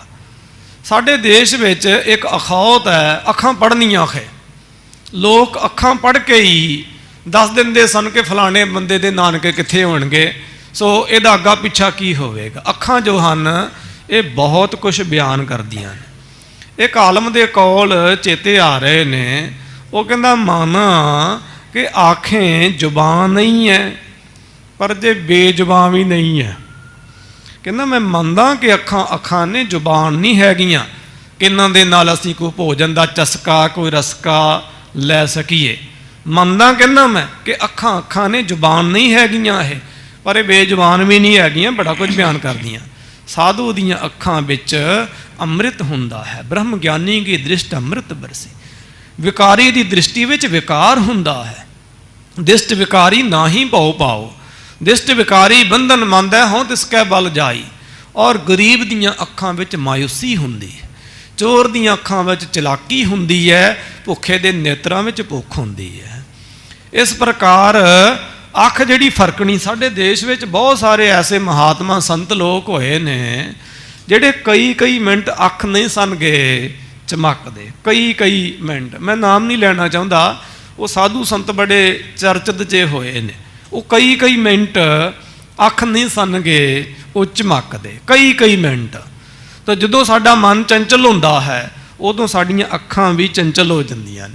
ਜਦੋਂ ਸਾਡਾ ਮਨ ਟਿਕਾ ਵਿੱਚ ਹੁੰਦਾ ਹੈ ਉਦੋਂ ਸਾਡੀਆਂ ਅੱਖਾਂ ਵੀ ਟਿਕਾ ਵਿੱਚ ਹੁੰਦੀਆਂ ਨੇ। ਇਹਦੇ ਮੁਕਾਬਲੇ ਕੁਝ ਐਸੇ ਲੋਕ ਹੁੰਦੇ ਨੇ, ਇੱਕ ਸਰੀਰ ਵੇਖਿਆ ਸੀ ਇੱਥੇ ਪਟਨੇ ਦੇ ਕਿਸੇ ਹਸਪੀਟਲ ਵਿੱਚ, ਸੋ ਕਿਸੇ ਸਬੱਬ ਵਸ ਗਏ, ਇਸ ਤਰ੍ਹਾਂ ਸਰੀਰ ਸੀ, ਔਰਤ ਜਾਮਾ ਸੀ, ਉਹਦੇ ਸਰੀਰ ਦੇ ਅੰਗ ਪ੍ਰਤੰਗ ਛੇਰ ਵਾਲੇ ਸਨ, ਤੇ ਕਈ ਮਿੰਟ ਉਹ ਰੱਬ ਦੇ ਪਿਆਰੀ ਉਹ ਔਰਤ ਅੱਖ ਨਹੀਂ ਸੀ ਚਮਕਦੀ, ਕਈ ਮਿੰਟ। ਸਾਡੇ ਦੇਸ਼ ਦੇ ਸੰਤਾਂ ਮਹੰਤਾਂ ਨੇ ਬਹੁਤ ਸਾਰੇ ਐਸੇ ਗ੍ਰੰਥ ਲਿਖੇ ਨੇ ਜਿਨ੍ਹਾਂ ਨੂੰ ਕੋਈ ਪੜ੍ਹਦਾ ਨਹੀਂ ਹੈ, ਕੋਈ ਮੰਨਦਾ ਨਹੀਂ ਹੈ।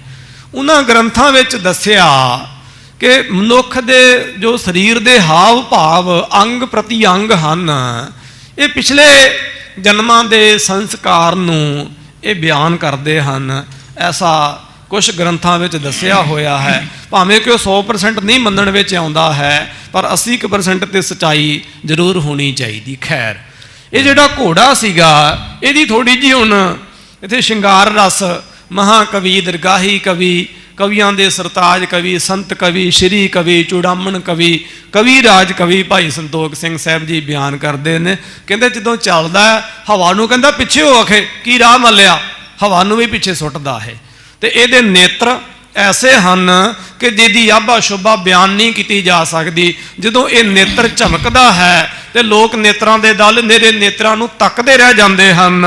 ਪਲਟਨ ਮਨੋ ਇਸੀ ਤੇ ਸੀਖੇ। ਕਵੀ ਜੀ ਨੇ ਲਿਖਿਆ, ਮੈਂ ਅਰਥ ਕਰੀ ਦਿਆਂ, ਕਹਿੰਦੇ ਸਮਝ ਲਓ, ਮੰਨ ਲਓ ਕਿ ਸੋਹਣੇ ਅਤੇ ਸੁਨੱਖੇ ਰੂਪਾਂ ਵਾਲੀਆਂ ਔਰਤਾਂ ਨੇ, ਮੰਨ ਲਓ ਅੱਖਾਂ ਫਰਕਣੀਆਂ ਇਹਦੇ ਕੋਲੋਂ ਹੀ ਸਿੱਖੀਆਂ ਹੋਣ। ਉਠੀ ਖੁਰਨ ਤੇ ਰਜ ਪਿਖੀ ਅੰਤ। ਔਰ ਕਹਿੰਦੇ ਜਦੋਂ ਇਹ ਘੋੜਾ ਦੌੜਿਆ, ਹੋਰ ਕੁਛ ਨਹੀਂ, ਸਿਰਫ ਤੇ ਸਿਰਫ ਇਹਦੇ ਪੱਬਾਂ ਦੇ ਨਾਲ, ਇਹਦੇ ਪੌੜਾਂ ਦੇ ਨਾਲ ਉੱਡਣ ਵਾਲੀ ਧੂੜ ਹੀ ਦਿਖਦੀ ਹੈ, ਹੋਰ ਕੁਛ ਨਾ ਦਿਖਿਆ।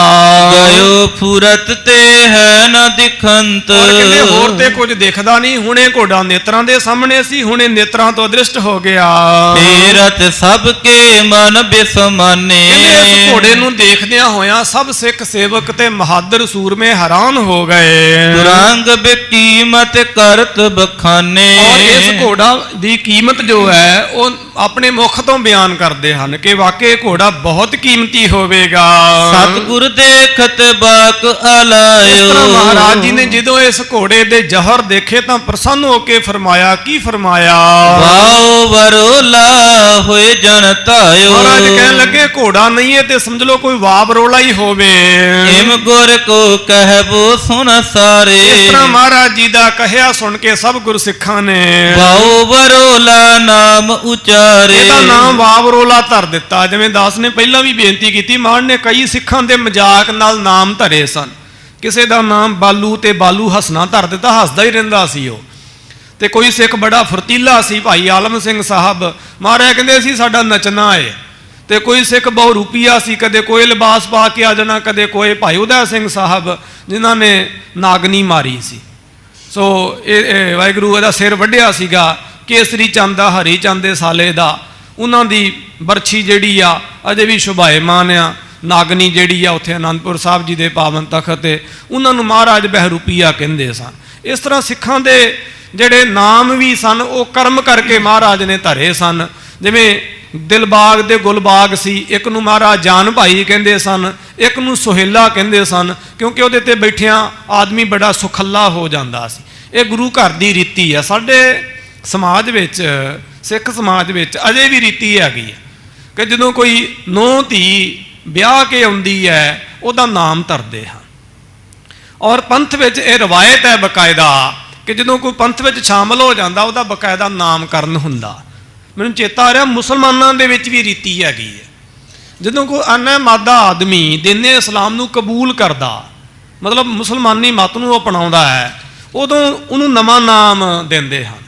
ਸਾਡੇ ਜਿਹੜੇ ਸਿੱਖ ਅਦਾਰਿਆਂ ਦੇ ਫਾਰਮ ਨੇ, ਤਖਤ ਸਾਹਿਬ ਜੀ ਦਾ ਫਾਰਮ ਮੇਰੇ ਨੇਤਰਾਂ ਦੇ ਸਾਹਮਣੇ ਆ ਰਿਹਾ, ਇੱਥੇ ਵੀ ਜਦੋਂ ਸੋ ਕਿਸੇ ਦੀ ਜੁਆਇਨਿੰਗ ਹੁੰਦੀ ਹੈ ਉਹਦਾ ਨਾਮ ਤੇ ਅੰਮ੍ਰਿਤ ਛਕਣ ਤੋਂ ਬਾਅਦ ਦਾ ਨਾਮ ਬਕਾਇਦਾ ਲਿਖਿਆ ਜਾਂਦਾ ਹੈ। ਨਾਮਕਰਨ ਜਿਹੜਾ ਨਾ ਇਹ ਗੁਰੂ ਘਰ ਦੇ ਵਿੱਚ ਜਦੋਂ ਕੋਈ ਆਉਂਦਾ ਉਹਦਾ ਨਵਾਂ ਨਾਮ ਹੁੰਦਾ ਹੈ। ਸੱਚਖੰਡ ਸ੍ਰੀ ਹਜ਼ੂਰ ਸਾਹਿਬ ਅੱਜ ਵੀ ਕੋਈ ਦੁਬਾਰਾ ਅੰਮ੍ਰਿਤ ਛਕੇਗਾ ਤੇ ਉਹਦਾ ਨਾਮ ਦੁਬਾਰਾ ਉਹਨੂੰ ਧਰਨਾ ਹੀ ਪੈਂਦਾ ਹੈ। ਇਸ ਤਰ੍ਹਾਂ ਦੀਆਂ ਇਹ ਪ੍ਰਪਾਟੀਆਂ ਨੇ ਗੁਰੂ ਘਰ ਦੇ ਵਿੱਚ ਆਦਿ-ਕਾਲ ਦੀਆਂ ਚੱਲੀਆਂ ਹੁੰਦੀਆਂ ਨੇ। ਇਹ ਘੋੜੇ ਦਾ ਪਿਛਲਾ ਨਾਮ ਪਤਾ ਨਹੀਂ ਇਹਦੇ ਮਾਲਕ ਨੇ ਕੀ ਧਰਿਆ ਹੋਵੇਗਾ, ਪਰ ਮਾਨ ਨੇ ਇਹਦਾ ਨਾਮ ਵਾਪ ਰੋਲਾ ਧਰ ਦਿੱਤਾ ਹੁਣ ਵੀ ਵਾਕਈ ਇਹ ਤੇ ਹਵਾਈ ਹੋ ਜਾਂਦਾ ਹੈ, ਲੱਭਿਆ ਨਹੀਂ ਲੱਭਦਾ, ਹਵਾਈ ਹੋ ਜਾਂਦਾ ਹੈ। ਚੌਥੀ ਬੇਰ ਤੁਰੰਗ ਫਦਾਇਓ। ਕਹਿੰਦੇ ਇਸ ਪ੍ਰਕਾਰ ਮਹਾਰਾਜ ਜੀ ਦੇ ਸਾਹਮਣੇ ਕੁਝ ਕੁ ਸਮਾਂ ਉਸ ਘੋੜੇ ਨੂੰ ਦੌੜਾਇਆ ਹੈ। ਨਟ ਜਿਮ ਗਨ ਗਿਨ ਪਾਵ ਟਿਕਾਇਓ। ਕਵੀ ਜੀ ਕਹਿੰਦੇ ਫੇਰ ਪਹਿਲਾਂ ਘੋੜੇ ਨੂੰ ਤੇਜ਼, ਮੱਧਮ, ਫਿਰ ਹੌਲੀ। ਹੁਣ ਇਸ ਘੋੜੇ ਨੂੰ ਪੈਂਦੇ ਖਾਂ ਛਲਾਂਗਾ ਮਰਾਉਂਦਾ ਹੈ। ਤੇ ਸਮਝ ਲਓ ਇਹ ਘੋੜਾ ਨਾ ਹੋਵੇ, ਹੁਣ ਵਾਪ ਰੋਲਾ ਨਾ ਹੋਵੇ, ਹੁਣ ਕੋਈ ਬਾਜੀਗਰ ਹੋਵੇ ਐਵੇਂ ਛਾਲਾ ਮਾਰਦਾ ਹੈ। ਛਾਤੀ ਛੂਵਤ ਹੈ ਪਗ ਪੋਣ। ਇਸ ਪ੍ਰਕਾਰ ਪੈਰ ਇਹਦੇ ਧਰਤੀ ਦੇ ਨਾਲ ਨੇ, ਇੱਕਦਮ ਇਹਦੇ ਪੈਰ ਛਾਤੀ ਨੂੰ ਛੁੰਦੇ ਹਨ ਜਦੋਂ ਛਲਾਂਗਾ ਮਾਰਦਾ ਹੈ। ਕਰਤ ਕੁੰਡਲੀ ਸੁੰਦਰ ਦੋਨ। ਕਹਿੰਦੇ ਇਸ ਪ੍ਰਕਾਰ ਇਹ ਘੋੜਾ ਜਿਹੜਾ ਹੈ ਦੌੜਦਾ ਹੈ, ਛਲਾਂਗਾ ਮਾਰ ਕੇ ਪੈਰ ਜੋ ਹੈ ਛਾਤੀ ਨੂੰ ਛੁਹਾਉਂਦਾ ਹੈ। ਛੋਏ ਪਾਛਲ ਜਾਨੂ ਅਬਨੀ। ਕਹਿੰਦੇ ਇਸ ਪ੍ਰਕਾਰ ਕਦੇ ਇਹਦੇ ਪੈਰ ਧਰਤੀ ਨੂੰ ਛੂੰਹਦੇ ਹਨ ਤੇ ਕਦੇ ਇਹਦੇ ਪਿਛਲੇ ਪੈਰ ਜਿਹੜੇ ਨੇ ਅਸਮਾਨ ਨੂੰ ਸਮਝ ਲਓ ਛੂੰਹਦੇ ਹਨ। ਉੱਡ ਉੱਡ ਪਰਤ ਕਰਤ ਗਤ ਰਵਨੀ। ਕਵੀ ਜੀ ਕਹਿੰਦੇ ਆਪਣੀ ਚਾਲ ਬਦਲਦਾ ਹੈ, ਸਮਝ ਲਓ ਉੱਡ ਉੱਡ ਕੇ ਪੈਂਦਾ ਹੈ ਇਹ। ਬੋਹਰ ਬੋਹਰੋ ਲਾਂਬੀ ਛਾਰ ਕਰਾਏ। ਹੁਣ ਇਹਨੂੰ ਬਾਜੀਗਰ ਦੀ ਤਰ੍ਹਾਂ ਨਚਾਉਣ ਉਪਰੰਤ ਲੰਬੀਆਂ ਛਲਾਂਗਾਂ, ਕਦੀ ਕਦੀ ਜ਼ਰੂਰਤ ਪੈਂਦੀ ਹੈ, ਕੋਈ ਨਦੀ ਨਹਿਰ ਟੱਪਣੀ ਹੋਵੇ, ਕੋਈ ਕਿਲਾ ਇਤਿਆਦਿਕ ਟੱਪਣਾ ਹੋਵੇ, ਸਾਹਮਣੇ ਕੋਈ ਸੋ ਇਸ ਤਰ੍ਹਾਂ ਛਲਾਂਗ ਮਰਾਉਣੀ ਹੋਵੇ ਘੋੜੇ ਨੂੰ, ਜਿਵੇਂ ਨਿਹੰਗ ਸਿੰਘ ਅੱਜ ਵੀ ਉਹ ਘੋੜਿਆਂ ਨੂੰ ਟਪਾਉਂਦੇ ਹਨ। ਤਾਂ ਇਸ ਪ੍ਰਕਾਰ ਹੁਣ ਲੰਬੀ ਇਹਦੀ ਛਲਾਂਗ ਮਰਾਉਣੀ ਚਾਹੀਏ। ਜਾਏ ਸੋ ਚਾਰੋ ਚਰਨ ਉਠਾਏ। ਮਹਾਰਾਜ ਜੀ ਦੇ ਸਨਮੁਖ ਚਾਰੋਂ ਚਰਨ ਉਠਾ ਕੇ ਹੁਣ ਘੋੜਾ ਲੰਬੀ ਛਾਲ ਮਾਰਦਾ ਹੈ। ਇਨ ਸਭ ਗੁਣ ਚੰਚਲ ਚਤੁਰਾਈ। ਕਵੀ ਜੀ ਕਹਿੰਦੇ ਇਸ ਤਰ੍ਹਾਂ ਦੇ ਵਿੱਚ ਸਾਰੇ ਗੁਣ ਹਨ, ਤੇਜ, ਮੱਧਮ, ਉੱਚਾ, ਔਰ ਇਸੇ ਪ੍ਰਕਾਰ ਲੰਬਾ ਦੌੜ ਲੈਣਾ, ਇਹ ਸਭ ਇਹਦੇ ਵਿੱਚ ਗੁਣ ਹਨ। ਬਲ ਅਰ ਬੇਗ ਸਹਿਤ ਦਿਖਰਾਈ, ਇਹ ਬੜੇ ਬਲ ਦੇ ਸਹਿਤ ਵੀ ਹੈ ਤੇ ਬੇਗ ਕਾਲੀ ਦੇ ਸਹਿਤ। ਕਈਆਂ ਦੇ ਸਰੀਰ ਵਿੱਚ ਫੁਰਤੀ ਹੁੰਦੀ ਪਰ ਤਾਕਤ ਨਹੀਂ, ਕਈਆਂ ਦੇ ਕੋਲ ਤਾਕਤ ਹੁੰਦੀ ਪਰ ਫੁਰਤੀ ਨਹੀਂ ਹੁੰਦੀ। ਇਹਦੇ ਵਿੱਚ ਦੋਨੇ ਗੁਣ, ਫੁਰਤੀ ਵੀ ਹੈ ਤਾਕਤ ਵੀ ਹੈ। ਗੁਰ ਸਮੀਪ ਤਬ ਆਨ ਖਰੋਵਾ, ਜੋਰ ਦਿਖਾ ਕੇ ਘੋੜਾ ਮਹਾਰਾਜ ਦੇ ਸਨਮੁਖ ਖਲੋ ਗਿਆ, ਨਮਸਕਾਰ ਕਰਕੇ ਸੀਸ ਝੁਕਾ ਕੇ। ਦੇਖਤ ਸਭ ਕੇ ਆਨੰਦ ਹੋਵਾ, ਸਾਰਿਆਂ ਨੇ ਦੇਖਿਆ ਇਸ ਘੋੜੇ ਦਾ ਜੋਰ ਤੇ ਪ੍ਰਸੰਨ ਹੋ ਗਏ। ਗੁਰ ਪ੍ਰਸੰਨ ਹੋਏ ਕਹਿਓ ਸੁਣਾਏ, ਇਸ ਪ੍ਰਕਾਰ ਸਤਿਗੁਰੂ ਜੀ ਮਹਾਰਾਜ ਪ੍ਰਸੰਨ ਹੋਏ ਤੇ ਕਹਿਆ। ਫਿਰ ਗੁਰ ਦਿੱਤਾ ਪ੍ਰਾਤ ਸਿਧਾਏ। ਮਹਾਰਾਜ ਕਹਿਣ ਲੱਗੇ ਪੈਂਦੇ ਖਾਨ ਨੂੰ ਕਿ ਪੈਂਦੇ ਖਾਨ ਜਿਸ ਵੇਲੇ ਸਵੇਰੇ ਬਾਬਾ ਗੁਰਦਿੱਤਾ ਜੀ ਸਾਹਿਬ ਸ਼ਿਕਾਰ ਵਾਸਤੇ ਜਾਣਗੇ, ਅਖੇਰ ਕੇ ਸੰਗ ਚੜੀਜੈ, ਔਰ ਕਿਹਾ ਕਿ ਸ਼ਿਕਾਰ ਖੇਡਣ ਵਾਸਤੇ ਤੂੰ ਵੀ ਭਾਈ ਨਾਲ ਜਾਣਾ ਹੈ। ਬਾਜ ਬਿਹੰਗਨ ਪਰ ਖੀਜੈ, ਔਰ ਕਿਹਾ ਕਿ ਬਾਜ ਔਰ ਇਹ ਜੋ ਘੋੜਾ ਹੈ ਇਹਨੂੰ ਵੀ ਨਾਲ ਲੈ ਕੇ ਜਾਣਾ ਹੈ। ਇਹ ਹਰਨਾਂ ਦੇ ਮਗਰ ਕਿਵੇਂ ਦੌੜਦਾ ਇਹ ਦੇਖਣਾ ਹੈ, ਤੇ ਬਾਜ ਜੋ ਹੈ ਤਿੱਤਰਾਂ ਦੇ ਮਗਰ ਕਿਵੇਂ ਦੌੜਦਾ ਹੈ, ਪੰਛੀਆਂ ਦੇ ਮਗਰ ਉਹ ਵੀ ਦੇਖਣਾ ਹੈ। ਅਬ ਤੂੰ ਸਦਨ ਜਾਹੋ ਸੁਖ ਪਾਏ, ਔਰ ਕਿਹਾ ਕਿ ਹੁਣ ਤੂੰ ਘਰੇ ਜਾ ਭਾਈ। ਹੋਰ ਅਰੂਡੋ ਸੰਗ ਸਿਧਾਏ, ਜਿਸ ਵੇਲੇ ਸਵੇਰ ਹੋਵੇ ਤੇ ਫਿਰ ਨਾਲ ਤੂੰ ਜਾਣਾ ਹੈ ਸ਼ਿਕਾਰ ਖੇਡਣ ਵਾਸਤੇ। ਪੈਂਦੇ ਖਾਨ ਕੀ ਨਸ ਪੁਨ ਨਮ, ਇਸ ਤਰ੍ਹਾਂ ਪੈਂਦੇ ਖਾਨ ਨੇ ਸਜਦਾ ਕੀਤੀ, ਸਲਾਮ ਕੀਤੀ ਹੈ ਆਪਣੇ ਅਕੀਦੇ ਦੇ ਹਿਸਾਬ ਦੇ ਨਾਲ। ਹਰਖਤ ਗਮਨ ਕਰਿਓ ਤੇ ਸਮ, ਉਸ ਵੇਲੇ ਪ੍ਰਸੰਨ ਹੋ ਕੇ ਤੇ ਚਾਲਾ ਮਾਰਿਆ ਹੈ। ਗੁਰੂ ਕਿਰਪਾ ਲਹਿ ਗਰਭ ਬਦਾਇਓ, ਕਹਿੰਦੇ ਮਹਾਰਾਜ ਦੀ ਕਿਰਪਾ ਪ੍ਰਾਪਤ ਕਰਕੇ ਆਉਣੀ ਤੇ ਨਿਮਰਤਾ ਚਾਹੀਦੀ ਸੀਗੀ, ਪਰ ਇਹਦੇ ਹਿਰਦੇ ਵਿੱਚ ਹੰਕਾਰ ਆ ਗਿਆ ਹੈ। ਮੌਸਮ ਜਗ ਮੈਂ ਅਪਰ ਨ ਜਾਇਓ, ਔਰ ਕਿਹਾ ਕਿ ਮੇਰੇ ਸਾਮਾਨ ਸ਼ਾਇਦ ਕਿਸੇ ਮਾਈ ਨੇ ਲਾਲ ਜਾਇਆ ਹੀ ਨਹੀਂ ਹੈ, ਕਿਸੇ ਨੇ ਜੰਮਿਆ ਹੀ ਨਹੀਂ। ਆਪਸ ਕੋ ਦੀਰਘ ਕਰ ਜਾਣੇ ਔਰਨ ਕੋ ਲਗ ਮਾਤ, ਆਪਣੇ ਆਪ ਨੂੰ ਵੱਡਾ ਕਰਕੇ ਜਾਣਦਾ ਹੈ ਤੇ ਹੋਰਨਾਂ ਨੂੰ ਲਘੂ ਕਰਕੇ ਜਾਣਦਾ, ਭਾਵ ਛੋਟਾ ਕਰਕੇ ਜਾਣਦਾ। ਇਹ ਸਿਮਰਨ ਭਜਨ ਬੰਦਗੀ ਤੋਂ ਬਿਨਾ ਸਾਧ ਸੰਗਤ ਜੀ ਇਹ ਗੁਣ ਨਹੀਂ ਆਉਂਦੇ ਹਨ। ਅੱਜ 5-7 ਮਿੰਟ ਸੋ ਥੋੜਾ ਜਿਹਾ ਆਪਣੀ ਕਥਾ ਤੋਂ ਹਟ ਕੇ ਕੁਝ ਵਿਸ਼ੇਸ਼ ਬੇਨਤੀਆਂ ਕਰਨੀਆਂ ਚਾਹੁੰਦੇ ਹਾਂ। ਅੱਜ ਦਾ ਦਿਨ ਜੋ ਹੈ ਜਾਂ ਕੱਲ ਦਾ ਦਿਨ ਕਹਿ ਲਓ, ਸੋ ਪਟਨਾ ਸਾਹਿਬ ਜੀ ਦੇ ਗੁਰਸਿੱਖ ਸੰਗਤਾਂ ਦੇ ਵਾਸਤੇ ਇੱਕ ਵਿਸ਼ੇਸ਼ ਦਿਨ ਦਿਹਾੜਾ ਹੈ। ਸਾਧ ਸੰਗਤ ਜੀ, ਇਹ ਗੁਰੂ ਗਰੀਬ ਨਿਵਾਜ ਮਹਾਰਾਜ ਜੀ ਦਾ ਆਦ ਤਖਤ ਹੈ ਜੋ ਪਟਨਾ ਸਾਹਿਬ ਹੈ। ਆਦ ਤਖਤ ਪਟਨਾ ਪਰਮ ਅਦਮਤ ਦਾਇਕ ਦੁਆਰ। ਸੋ ਇਹ ਆਦੀ ਤਖਤ ਹੈ ਗਰੀਬ ਨਿਵਾਜ ਮਹਾਰਾਜ ਗੁਰ 10ਵੇਂ ਪਾਤਸ਼ਾਹ ਜੀ ਦਾ। ਇਸ ਪਾਵਨ ਸਥਾਨ ਤੇ ਬੇਅੰਤ ਅਨੰਤ ਬ੍ਰਹਮ ਗਿਆਨੀ ਤਤਵੇਤਾ ਪਰਉਪਕਾਰੀ ਰੱਬ ਦੇ ਪਿਆਰੇ ਸਾਧ ਸੰਗਤ ਦੀ ਸੇਵਾ ਕਰਦੇ ਕਰਾਉਂਦੇ ਆਏ ਨੇ, ਜਿਨ੍ਹਾਂ ਦਾ ਕੋਈ ਉਰਾਰ ਪਾਰ, ਕੋਈ ਅੰਤ ਮੰਤ ਨਹੀਂ ਹੈ। ਜਿਨ੍ਹਾਂ ਵਿੱਚੋਂ ਬਹੁਤ ਹੀ ਸਤਿਕਾਰਯੋਗ ਸ਼ਖਸੀਅਤ ਗੁਰਮੁਖ ਪਿਆਰੇ ਸਿੰਘ ਸਾਹਿਬ ਭਾਈ ਮਾਨ ਸਿੰਘ ਸਾਹਿਬ ਜੀ, ਜਿਨ੍ਹਾਂ ਨੇ ਸਾਰਾ ਜੀਵਨ ਗੁਰ 10ਵੇਂ ਪਾਤਸ਼ਾਹ ਮਹਾਰਾਜ ਦੇ ਲੇਖੇ ਲਾਇਆ ਹੈ। ਔਰ ਸ੍ਰੀ ਮਾਨ ਸੰਤ ਗਿਆਨੀ ਕਰਤਾਰ ਸਿੰਘ ਸਾਹਿਬ ਜੀ ਖਾਲਸਾ ਜੀ, ਆਪ ਜੀ ਨੇ ਇੱਕ ਵਾਰੀ ਇਸੇ ਸਟੇਜ ਤੇ ਦੱਸਿਆ ਸੀਗਾ ਕਿ ਸਿੰਘ ਸਾਹਿਬ ਭਾਈ ਮਾਨ ਸਿੰਘ ਸਾਹਿਬ ਜੀ ਦਾ 10ਵੇਂ ਪਾਤਸ਼ਾਹ ਮਹਾਰਾਜ ਜੀ ਦੀ ਸੇਵਾ ਦੇ ਵਿੱਚ ਇਹ ਤੀਸਰਾ ਜਨਮ ਹੈ। ਔਰ ਇਸੇ ਪ੍ਰਕਾਰ ਉਹਨਾਂ ਦੇ ਨਾਲ ਜਾਂ ਉਹਨਾਂ ਤੋਂ ਉਪਰੰਤ ਇੱਕ ਹੋਰ ਗੁਰਮੁਖ ਸ਼ਖਸੀਅਤ ਸਾਧ ਸੰਗਤ ਜੀ ਗੁਰ 10ਵੇਂ ਪਾਤਸ਼ਾਹ ਮਹਾਰਾਜ ਜੀ ਦੇ ਚਰਨਾਂ ਤੋਂ ਨਿਸ਼ਾਵਰ ਹੋਣ ਵਾਲੀ ਮਹਾਨ ਆਤਮਾ ਪਰਉਪਕਾਰੀ ਬ੍ਰਹਮ ਗਿਆਨੀ ਸ਼੍ਰੀਮਾਨ ਸੰਤ ਗਿਆਨੀ ਅਜੀਤ ਸਿੰਘ ਸਾਹਿਬ ਜੀ ਖਾਲਸਾ ਜੀ, ਭਿੰਡਰਾਂ ਵਾਲੇ ਮਹਾਂਪੁਰਖ, ਭਿੰਡਰਾਂ ਨਗਰ ਹੋਣੇ ਤੇ ਉਹਨਾਂ ਨੂੰ ਭਿੰਡਰਾਂ ਵਾਲੇ ਕਿਹਾ ਜਾਂਦਾ ਸੀ, ਜਿਨ੍ਹਾਂ ਨੇ ਸਾਧ ਸੰਗਤ ਜੀ ਮਹਾਰਾਜ ਜੀ ਦੇ ਇਸ ਪਾਵਨ ਦਰਬਾਰ ਵਿੱਚ ਕਰੀਬਨ ਅੱਧੀ ਸਦੀ ਸੇਵਾ ਕੀਤੀ ਹੈ। ਜਦੋਂ 1967 ਵਿੱਚ ਸ੍ਰੀਮਾਨ ਸੰਤ ਗਿਆਨੀ ਗੁਰਬਚਨ ਸਿੰਘ ਸਾਹਿਬ ਜੀ ਖਾਲਸਾ ਜੀ ਇੱਥੇ ਆਏ ਸਨ, ਮਹੀਨਾ ਭਰ ਆਪ ਜੀ ਨੇ ਕਥਾ ਕੀਤੀ ਸੀ।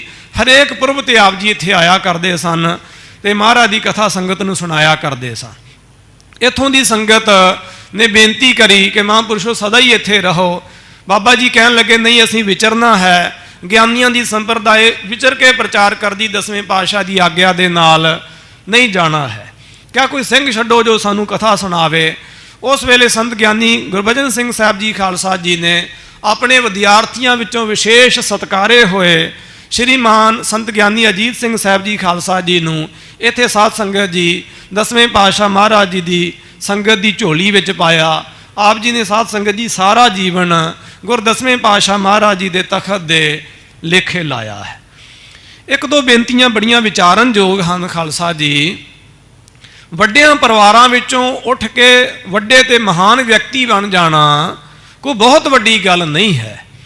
ਸਧਾਰਨ ਪਰਿਵਾਰਾਂ ਵਿੱਚੋਂ ਉੱਠ ਕੇ ਕਿਸੇ ਮਹਾਨ ਮਰਾਤਬੇ ਨੂੰ ਪ੍ਰਾਪਤ ਕਰਨਾ ਨਿਸ਼ਚੈ ਹੀ ਇੱਕ ਬਹੁਤ ਵੱਡੀ ਸ਼ਖਸੀਅਤ ਦੇ ਹੀ ਹਿੱਸੇ ਆਉਂਦਾ ਹੈ। ਸਧਾਰਨ ਪਰਿਵਾਰ ਵਿੱਚੋਂ ਉੱਠ ਕੇ ਆਪ ਜੀ ਨੇ ਵਿਦਿਆ ਪੜ੍ਹੀ ਔਰ ਬਚਪਨ ਦੀ ਆਪ ਜੀ ਦੀ ਉਮਰਾ ਸੀ ਕਿ ਚੇਚਕ, ਜਿਹਨੂੰ ਮਾਤਾ ਵੀ ਕਹਿੰਦੇ ਹਨ ਸੀਤਲਾ, ਚੇਚਕ ਹੋਈ ਸੀ ਆਪ ਜੀ ਨੂੰ।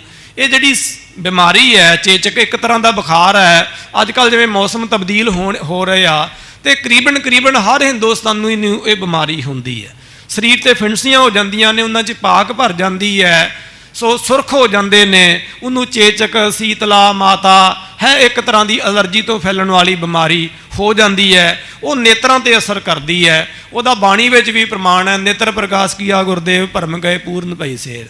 ਸਿੰਘ ਸਾਹਿਬ ਮਹਾਰਾਜਾ ਰਣਜੀਤ ਸਿੰਘ ਸਾਹਿਬ ਜੀ ਦੇ ਨੇਤਰਾਂ ਵਿੱਚੋਂ ਇੱਕ ਨੇਤਰ ਸਵਾਇਆ ਸੀ, ਸੋ ਇੱਕ ਅੱਖ ਉਹਨਾਂ ਦੀ ਕਾਣੀ ਸੀ, ਉਹ ਵੀ ਇਸੇ ਬਿਮਾਰੀ ਤੋਂ ਪ੍ਰਭਾਵਿਤ ਹੋਈ ਸੀ। ਸੀਤਲਾ ਕਰਕੇ ਆਪ ਜੀ ਦੇ ਨੇਤਰ ਸਵਾਏ ਹੋ ਗਏ ਸਨ। ਬਾਵਜੂਦ ਇਹਦੇ ਆਪ ਜੀ ਇੰਨੇ ਵੱਡੇ ਵਿਦਵਾਨ ਸਨ ਕਿ ਸਾਧ ਸੰਗਤ ਜੀ ਉਹਨਾਂ ਦੀ ਵਿਦਵਤਾ ਨੂੰ ਸ਼ਬਦਾਂ ਵਿੱਚ ਬਿਆਨਿਆ ਨਹੀਂ ਜਾ ਸਕਦਾ। ਦਾਸ ਨੇ 2 ਸਾਲ ਹੋ ਗਏ ਵਿਦੇਸ਼ ਵਿੱਚ, ਸੋ ਕਿਸੇ ਪਰਿਵਾਰ ਦਾ ਬੱਚੀ ਦਾ ਵਿਆਹ ਕਰਨ ਵਾਸਤੇ ਅਸੀਂ ਗਏ ਕੈਨੇਡਾ ਵਿੱਚ, ਤੇ ਮੈਂ ਗਿਆਨੀ ਜੀ ਨਾਂ ਦਾ ਜ਼ਿਕਰ ਕੀਤਾ, ਗਿਆਨੀ ਅਜੀਤ ਸਿੰਘ ਸਾਹਿਬ ਜੀ ਦਾ। ਤੇ ਮੇਰੇ ਤੋਂ ਬਾਅਦ ਟਕਸਾਲ ਦੇ ਬੜੇ ਉੱਥੇ ਉਸਤਾਦ ਨੇ ਗਿਆਨੀ ਭੁਪਿੰਦਰ ਸਿੰਘ ਜੀ, ਸਿੰਘ ਸਾਹਿਬ, ਭਾਈ ਗੁਰਦਿਆਲ ਸਿੰਘ ਸਾਹਿਬ ਜੀ ਦਾਸ ਦੇ ਨਾਲ ਸ਼ੋਭਾਇਮਾਨ ਨੇ, ਭਾਈ ਅਵਨਾਸ਼ ਸਿੰਘ ਜੀ, ਹੋਰ ਵੀ ਇੱਥੋਂ ਦੇ ਰਾਗੀ, ਤੇ ਭਾਈ ਪ੍ਰਦੀਪ ਸਿੰਘ ਜੀ, ਸਾਰੇ ਗੁਰੂ ਪਿਆਰੇ ਬੈਠੇ ਹੋਏ ਨੇ। ਉਹ ਗਿਆਨੀ ਭੁਪਿੰਦਰ ਸਿੰਘ ਜੀ ਨਾਲ ਸਾਰਿਆਂ ਦੇ ਉਸਤਾਦ ਨੇ। ਉਹਨਾਂ ਦੇ ਕੋਲੋਂ ਸੰਥਿਆ ਸਿੰਘ ਸਾਰੇ ਕਰਦੇ ਰਹੇ ਨੇ। ਮੈਂ ਕਥਾ ਕਰਕੇ ਉੱਠਿਆ, ਉਹਨਾਂ ਨੇ ਕਥਾ ਤੋਂ ਬਾਅਦ ਮੈਨੂੰ ਇਸ ਤਰ੍ਹਾਂ ਕਿਹਾ ਵੀ ਬਹਿ ਜਾਓ, ਮੈਂ ਬੇਨਤੀਆਂ ਕੁਛ ਕਰਨੀਆਂ ਨੇ ਪਟਨਾ ਸਾਹਿਬ ਜੀ ਦੀ ਬਾਬਤ। ਅਸੀਂ ਅੱਗੇ ਜਾਣਾ ਸੀ, ਫਿਰ ਵੀ ਬਹਿ ਗਏ। ਮੇਰੀ ਗੱਲ ਨੂੰ ਉਹਨਾਂ ਨੇ ਅੱਗੇ ਤੋਰਿਆ, ਕਹਿੰਦੇ ਅਸੀਂ ਕੋਈ 90 ਕੁ ਦੇ ਆਸ-ਪਾਸ ਇੱਥੇ ਪਟਨਾ ਸਾਹਿਬ ਆਏ ਸੀ। ਕਲਕੱਤੇ ਟਕਸਾਲ ਦੇ ਸਿੰਘ ਆਏ ਸੀ ਅੰਮ੍ਰਿਤ ਸੰਚਾਰ ਕਰਨ ਵਾਸਤੇ, ਤੇ ਕਹਿੰਦੇ ਅਸੀਂ 1 ਹਫ਼ਤਾ ਇੱਥੇ ਪਟਨਾ ਸਾਹਿਬ ਰੁਕੇ, ਅਖੰਡ ਪਾਠ ਸਾਹਿਬ ਕੀਤੇ ਸਨ ਸਿੰਘਾਂ ਨੇ ਆਪ। ਕਹਿੰਦੇ 1 ਹਫ਼ਤਾ ਅਸੀਂ ਇੱਥੇ ਰਹੇ, ਤੇ ਗਿਆਨੀ ਅਜੀਤ ਸਿੰਘ ਸਾਹਿਬ ਜੀ ਜਪਜੀ ਸਾਹਿਬ ਜੀ ਦੀ ਕਥਾ ਕਰਦੇ ਸਨ, ਅਸੰਖ ਨਾਵ ਅਸੰਖ ਥਾਵ, ਇਸ ਪੌੜੀ ਦੀ। ਤੇ ਕਹਿੰਦੇ 1 ਹਫ਼ਤਾ ਅਸੀਂ ਇੱਕ ਪੌੜੀ ਦੀ ਕਥਾ ਸੁਣਦੇ ਰਹੇ ਹਾਂ।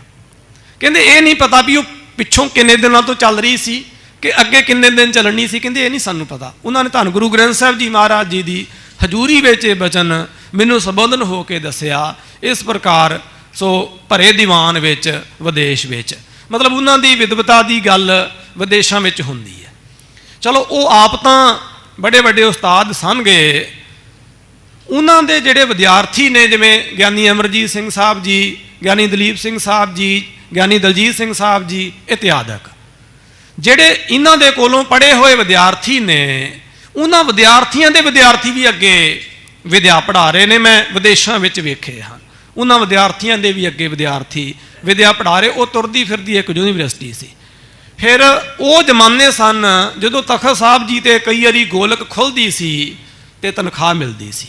ਉਹ ਜ਼ਮਾਨੇ ਸਨ ਜਦੋਂ ਸੰਗਤ ਸਵਾਈ ਆਇਆ ਕਰਦੀ ਸੀ। ਬਾਵਜੂਦ ਇਹਦੇ ਸਬਰ ਸੰਤੋਖ ਦੇ ਨਾਲ ਆਪ ਜੀ ਦਮੜੇ ਨੂੰ ਸੰਕੋਚੀ ਜਾਂਦੇ ਸਨ। ਸਾਲ ਬਾਅਦ ਅਖੰਡ ਪਾਠ ਸਾਹਿਬ ਆਪ ਜੀ ਪ੍ਰਕਾਸ਼ ਕਰਾਇਆ ਕਰਦੇ ਸਨ। ਜਪਜੀ ਸਾਹਿਬ ਤੇ ਜਾਪ ਸਾਹਿਬ ਦੇ ਨਾਲ ਪੂਰੀ ਮਰਜ਼ਾਦਾ ਧੂਪ ਦੀਪ ਕੁੰਭ ਇਤਿਆਦਿਕ, ਜਿਵੇਂ ਪੁਰਾਤਨ ਮਰਜ਼ਾਦਾ ਗੁਰੂ ਘਰ ਦੀ ਇਸ ਪਾਵਨ ਤਖਤ ਸਾਹਿਬ ਜੀ ਤੇ ਚੱਲੀ ਜਾਂਦੀ, ਇਹ ਸਾਰੇ ਤਖਤਾਂ ਤੇ ਮਰਜ਼ਾਦਾ ਇਹੋ ਹੀ ਚੱਲਦੀ ਸੀ, ਜਿਹੜੀ ਪੰਥ ਦੀ ਪੁਰਾਤਨ ਮਰਜ਼ਾਦਾ। ਹੁਣ ਅਸੀਂ ਇਹਦੇ ਤੋਂ ਮੁਨਕਰ ਹੋ ਰਹੇ, ਸਾਡੀਆਂ ਮੱਤਾਂ ਮਰ ਗਈਆਂ ਨੇ, ਸਾਡੀਆਂ ਬੁੱਧੀਆਂ ਭ੍ਰਸ਼ਟ ਹੋ ਗਈਆਂ ਨੇ, ਅਸੀਂ ਪੰਥ ਦੀਆਂ ਰਵਾਇਤਾਂ ਨੂੰ ਆਪ ਹੀ ਕੱਟਣਾ ਸ਼ੁਰੂ ਕਰ ਦਿੱਤਾ। ਸਾਡੇ ਪੱਲੇ ਕੀ ਰਹਿ ਗਿਆ ਜੇ ਅਸੀਂ ਆਪਣੀਆਂ ਰਵਾਇਤਾਂ ਹੀ ਖੋਲੀਆਂ। ਤੇ ਇਸ ਪ੍ਰਕਾਰ ਉਹ ਮਰਜ਼ਾਦਾ ਦੇ ਸਹਿਤ ਅਖੰਡ ਪਾਠ ਸਾਹਿਬ ਕਰਿਆ ਕਰਦੇ ਸਨ, ਤੇ ਸਾਰੀ ਜ਼ਿੰਦਗੀ ਉਹਨਾਂ ਨੇ ਕਰੀਬਨ ਮਹਾਰਾਜ ਦੇ ਇਸ ਪਾਵਨ ਦਰਬਾਰ ਵਿੱਚ ਲਾਈ। ਕਿਸੇ ਕਾਰਨ ਵਸ ਇੱਥੋਂ ਉਹ ਕੁਝ ਕੁ ਸਮੇਂ ਲਈ ਆਪ ਜੀ ਗਏ ਸਨ ਪੌਂਟਾ ਸਾਹਿਬ ਦਰਸ਼ਨਾਂ ਦੇ ਵਾਸਤੇ। ਉੱਥੇ ਕਥਾ ਦੀ ਹਾਜ਼ਰੀ ਭਰੀ, ਸੰਗਤ ਨੇ ਉਹਨਾਂ ਨੂੰ ਰੱਖ ਲਿਆ। ਫਿਰ ਇੱਥੋਂ ਦੀ ਸੰਗਤ ਨੇ, ਸੋ ਸੰਗਤ ਵਿੱਚ ਗੁਰਮੁਖ ਪਿਆਰੇ ਢਿੱਲੋਂ ਪਰਿਵਾਰ ਦੀਆਂ ਬੀਬੀਆਂ, ਸਾਡੀਆਂ ਸਤਿਕਾਰਯੋਗ ਮਾਤਾਵਾਂ ਬੈਠੀਆਂ ਹੋਈਆਂ ਨੇ।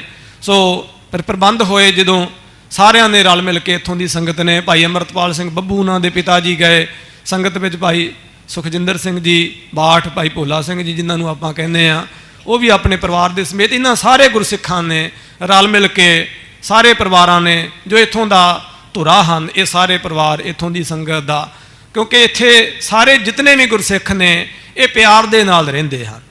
इत्थे पुरातन गुरसिख भी हनगे जो सनातन समय तो गुरु नानक साहब गुरु तेग बहादुर साहब जी तो आण के वसे ने, कुछ पंजाब के परिवार बाद में आण के वसे। वैसे इत्थों के जिहड़े पुरातन सिख ने वो भी बेसिक पंजाबी ही हैं, क्योंकि वो गुरु तेग बहादुर साहब जी ने इन्हां सिखां नूं इत्थे छड्डिया सी। महाराज की आगे दे नाल इन्हां ने इत्थे ब्याह आनंद कारज रचाए, रहन सहन इत्थों का हो गया, हनगे सारे पंजाबी ही। गुरु तेग बहादुर साहब जी महाराज जी के संतान ने। इन्हां गुरसिखां दे जदों आपां सरनेम देखते हैं, वैसे वेखणे नहीं चाहिए, ये सारे जिहड़े लक्ष्मीपुर के होर जिहड़े सिख ने ये सारे, सो ये पंजाब का ही सारा खानदान है। ये 10वें पातशाह गुरु नानक साहब जी दी सारियां बख्शिशां ने, ये सारे आपस में रल के इतफाक के सहत ही इत्थों का प्रबंध करते कराउंदे आए हैं। चलो सारिਆਂ ने जे इतिहास आपां वाचीए तो उन्होंने महापुरखों को बेनतियां कीतियां, हुण पौंटा साहब की संगत ना आउण दवे, चलो क्या भी गुरपुरब ते आ जाओ, गुरपुरब ते आए, फिर साध संगत जी इत्थे रहे, तो उन्होंने ऐसा जीवन सीगा महापुरखों का, सोझी उन्होंने सारी सी। एक बार भाई भोला सिंह जिनाणे दास नूं बचन सुनाया कि जिवें गुरबाणी में एक तुक आउंदी आ, उहदे अर्थ जरूर पढ़ने मैं बेनती करदा तुहाडे चरनां 'च। वो तुक है, आज काल तेरी खुलै गांठड़ी। साडे शरीर का सब तो वड्डा रहस्य जिहड़ा ना वो साडी धुन्नी आ, नाभि, जिन्हों आपां धुन्नी कह दिंदे आ। ये नाभि विच सवासां दी गंढ हुंदी। जदों साडा जन्म नहीं सी होया, आपां मां दे ढिड विच सीगे, असीं भोजन धुन्नी दे राहीं, नाभि दे राहीं ग्रहण करदे सीगे। साडी मां नूं 2 आदमियां दी भुख लगदी सी, साडे जन्म तो पहलां घट्टो घट्ट 2 आदमियां दी भुख लगदी सी। असीं भोजन ग्रहण करदे सी नाभि दे राहीं, तां ही वो नड़ूआ न्याणे दा घटदे ने। ये जिहड़ी नाभि है ना, ये शरीर का सब तो वड्डा रहस्य आ। ਇਹਦੇ ਵਿੱਚ ਸਵਾਸਾਂ ਦੀ ਗੰਢ ਹੁੰਦੀ ਆ। ਕਦੇ ਸਰੀਰ ਦੀ ਮਾਲਿਸ਼ ਕਰੋ ਜੋ ਕਿ ਕਰਨੀ ਚਾਹੀਦੀ ਆ। ਹਰ ਸਿੱਖ ਡੰਡ ਬੈਠਕਾਂ ਮਾਰੇ, ਸਿੱਖ ਦਾ ਸਰੀਰ ਨਹੀਂ ਮੋਟਾ ਹੋਣਾ ਚਾਹੀਦਾ, ਮਹਾਰਾਜ ਦੀ ਆਗਿਆ ਹੈ। ਸਿੱਖ ਰਿਸ਼ਟ ਪੁਸ਼ਟ ਚਾਹੀਦਾ ਹੈ, ਸੈਰ ਕਰੇ। ਇਹ ਨਹੀਂ ਕਿ ਜਦੋਂ ਸ਼ੂਗਰਾਂ ਹੋਣੀਆਂ ਉਦੋਂ ਹੀ ਸੈਰਾਂ ਕਰਨੀਆਂ ਨੇ, ਉੱਦਾਂ ਵੀ ਸੈਰਾਂ ਸਾਨੂੰ ਕਰਨੀਆਂ ਚਾਹੀਦੀਆਂ। ਕਦੇ ਮਾਲਿਸ਼ ਕਰੋ ਤੇ ਦੇਖਣਾ ਜਿਵੇਂ ਕੋਈ ਰੇਸ਼ਮ ਦੀ ਡੋਰ ਹੋਵੇ ਤੇ ਉਹਦੀ ਗੰਢ ਬੱਧੀ ਹੋਵੇ। ਸਾਡੀ ਨਾਭੀ ਜੋ ਹੈ ਉਹ ਉਸ ਤਰ੍ਹਾਂ ਦੀ ਗੰਢ ਹੈ। ਇਹ ਸਵਾਸਾਂ ਦੀ ਗੰਢ 6 ਮਹੀਨੇ ਪਹਿਲਾਂ ਖੁੱਲ ਜਾਂਦੀ ਹੈ। ਇਸ ਤੋਂ ਬਾਅਦ 6 ਮਹੀਨੇ ਦਾ ਪ੍ਰੋਸੈਸ ਹੁੰਦਾ ਹੈ ਸਾਡੇ ਪ੍ਰਾਣ ਛੁੱਟਣ ਦਾ। ਦਾਸ ਨੇ ਗ੍ਰੰਥਾਂ 'ਚੋਂ ਪੜ੍ਹਿਆ ਸੀ ਤੇ ਭਾਈ ਸੁਖਜਿੰਦਰ ਭਾਈ ਭੋਲਾ ਸਿੰਘ ਜੀ ਬੈਠੇ ਹੋਏ। ਚਲੋ ਨਾਮ ਕਿਸੇ ਦਾ ਲੈਣਾ ਮੇਰਾ ਸੁਭਾਅ ਨਹੀਂ, ਪਰ ਹੁਣ ਇਤਿਹਾਸ ਆ, ਤੱਥ ਆ, ਜੇ ਜ਼ਿਕਰ ਨਹੀਂ ਕਰਾਂਗੇ, ਨਾਮ ਨਹੀਂ ਲਵਾਂਗੇ ਤੇ ਫਿਰ ਇਹ ਪ੍ਰਪਾਟੀਆਂ ਛੁਪ ਜਾਣਗੀਆਂ ਜੋ ਕਿ ਨਹੀਂ ਛੁਪਣੀਆਂ ਚਾਹੀਦੀਆਂ। ਇਹਨਾਂ ਨੂੰ ਕੋਲ ਬੁਲਾਇਆ ਤੇ ਕਹਿਣ ਲੱਗੇ ਵੀ ਕੋਈ ਅੱਗੇ ਪਿੱਛੇ ਹੈ ਤੇ ਨਹੀਂ? ਕਹਿੰਦੇ ਨਹੀਂ ਹੈਗੇ। ਕਹਿੰਦੇ ਕੋਈ ਦਿਲ ਦੀ ਗੱਲ ਹੋਵੇ ਤੇ ਕਰ ਲੈਣੀ ਚਾਹੀਦੀ ਆ। ਕਹਿੰਦੇ ਹਾਂ ਅਸੀਂ ਤੁਹਾਡੇ ਬੱਚਿਆਂ ਕਰ ਲੈਣੀ ਚਾਹੀਦੀ, ਕਿਉਂਕਿ ਇਹਨਾਂ ਨੂੰ ਉਹਨਾਂ ਨੇ ਬੱਚੇ ਬਣਾਇਆ ਸੀ। ਜਿੰਨੀਆਂ ਵੀ ਬੀਬੀਆਂ ਬੱਚੇ ਸਿੰਘ ਉਹਨਾਂ ਦੇ ਕੋਲ ਪੜ੍ਹਦੇ ਸਨ, ਸੋ ਸਾਰੇ ਉਹਨਾਂ ਨੂੰ ਪਿਤਾ ਜੀ ਹੀ ਮੰਨਦੇ ਸਨ, ਗਿਆਨੀ ਜੀ ਨਾਂ ਨੂੰ। ਮੈਂ ਗਿਆਨੀ ਅਮਰਜੀਤ ਸਿੰਘ ਦੇ ਡਾਕੂਮੈਂਟ ਦੇਖੇ ਹਜ਼ੂਰ ਸਾਹਿਬ, 2011 ਦੀ ਗੱਲ ਆ। ਮੇਰਾ ਕੋਈ ਵਿਦਿਆਰਥੀ ਸੀ, ਉਹਦਾ ਬਾਪ ਕੋਈ ਵੱਡਾ ਅਫਸਰ ਸੀਗਾ ਤੇ ਗਿਆਨੀ ਜੀ ਨਾਂ ਦਾ ਕੋਈ ਸਰਕਾਰੀ ਕੰਮ ਸੀ, ਗਿਆਨੀ ਅਮਰਜੀਤ ਸਿੰਘ ਜੀ ਨਾਂ ਦਾ, ਤੇ ਉਹ ਸਰਕਾਰੀ ਕੰਮ ਸੀਗਾ ਕਿਸੇ ਆਫਿਸ ਦਾ। ਉਹ ਸਿੰਘ ਨੇ ਮੇਰੇ ਵਿਦਿਆਰਥੀ ਨੇ ਕਰਾਉਣਾ ਸੀਗਾ ਤੇ ਮੈਂ ਕਿਹਾ ਕੀ ਆ? ਕਹਿੰਦਾ ਗਿਆਨੀ ਜੀ ਦੇ ਡਾਕੂਮੈਂਟ ਹੈ। ਮੈਂ ਦਿਖਾ ਹਾਂ ਭਲਾ। ਉਹਨੇ ਮੈਨੂੰ ਦਿਖਾਏ। ਗਿਆਨੀ ਅਮਰਜੀਤ ਸਿੰਘ ਨੇ ਆਪਣਾ ਨਾਮ ਲਿਖਿਆ, ਅੱਜ ਵੀ ਡਾਕੂਮੈਂਟ ਉਹਨਾਂ ਦੇ ਹੋਣਗੇ ਉਹਨਾਂ ਦੇ ਪਰਿਵਾਰ ਕੋਲ। ਨਾਮ ਅਮਰਜੀਤ ਸਿੰਘ, ਪਿਤਾ ਦਾ ਨਾਮ ਬਾਬਾ ਅਜੀਤ ਸਿੰਘ, ਆਪਣੇ ਪਿਓ ਦਾ ਨਾਮ ਨਹੀਂ, ਆਪਣੇ ਵਿਦਿਆ ਗੁਰੂ ਦਾ ਨਾਮ। ਉਹਨਾਂ ਨੂੰ ਉਹਨਾਂ ਦੇ ਜਿਹੜੇ ਵਿਦਿਆਰਥੀ ਸਨ, ਭਾਵੇਂ ਬੱਚੇ ਸਨ ਭਾਵੇਂ ਬੀਬੀਆਂ ਸਨ, ਕੋਈ ਵੀ ਆਪਣਾ ਪਿਤਾ ਹੀ ਮੰਨਦੇ ਸਨ। ਇੰਨਾ ਸਤਿਕਾਰ ਸੀ ਉਹਨਾਂ ਦਾ।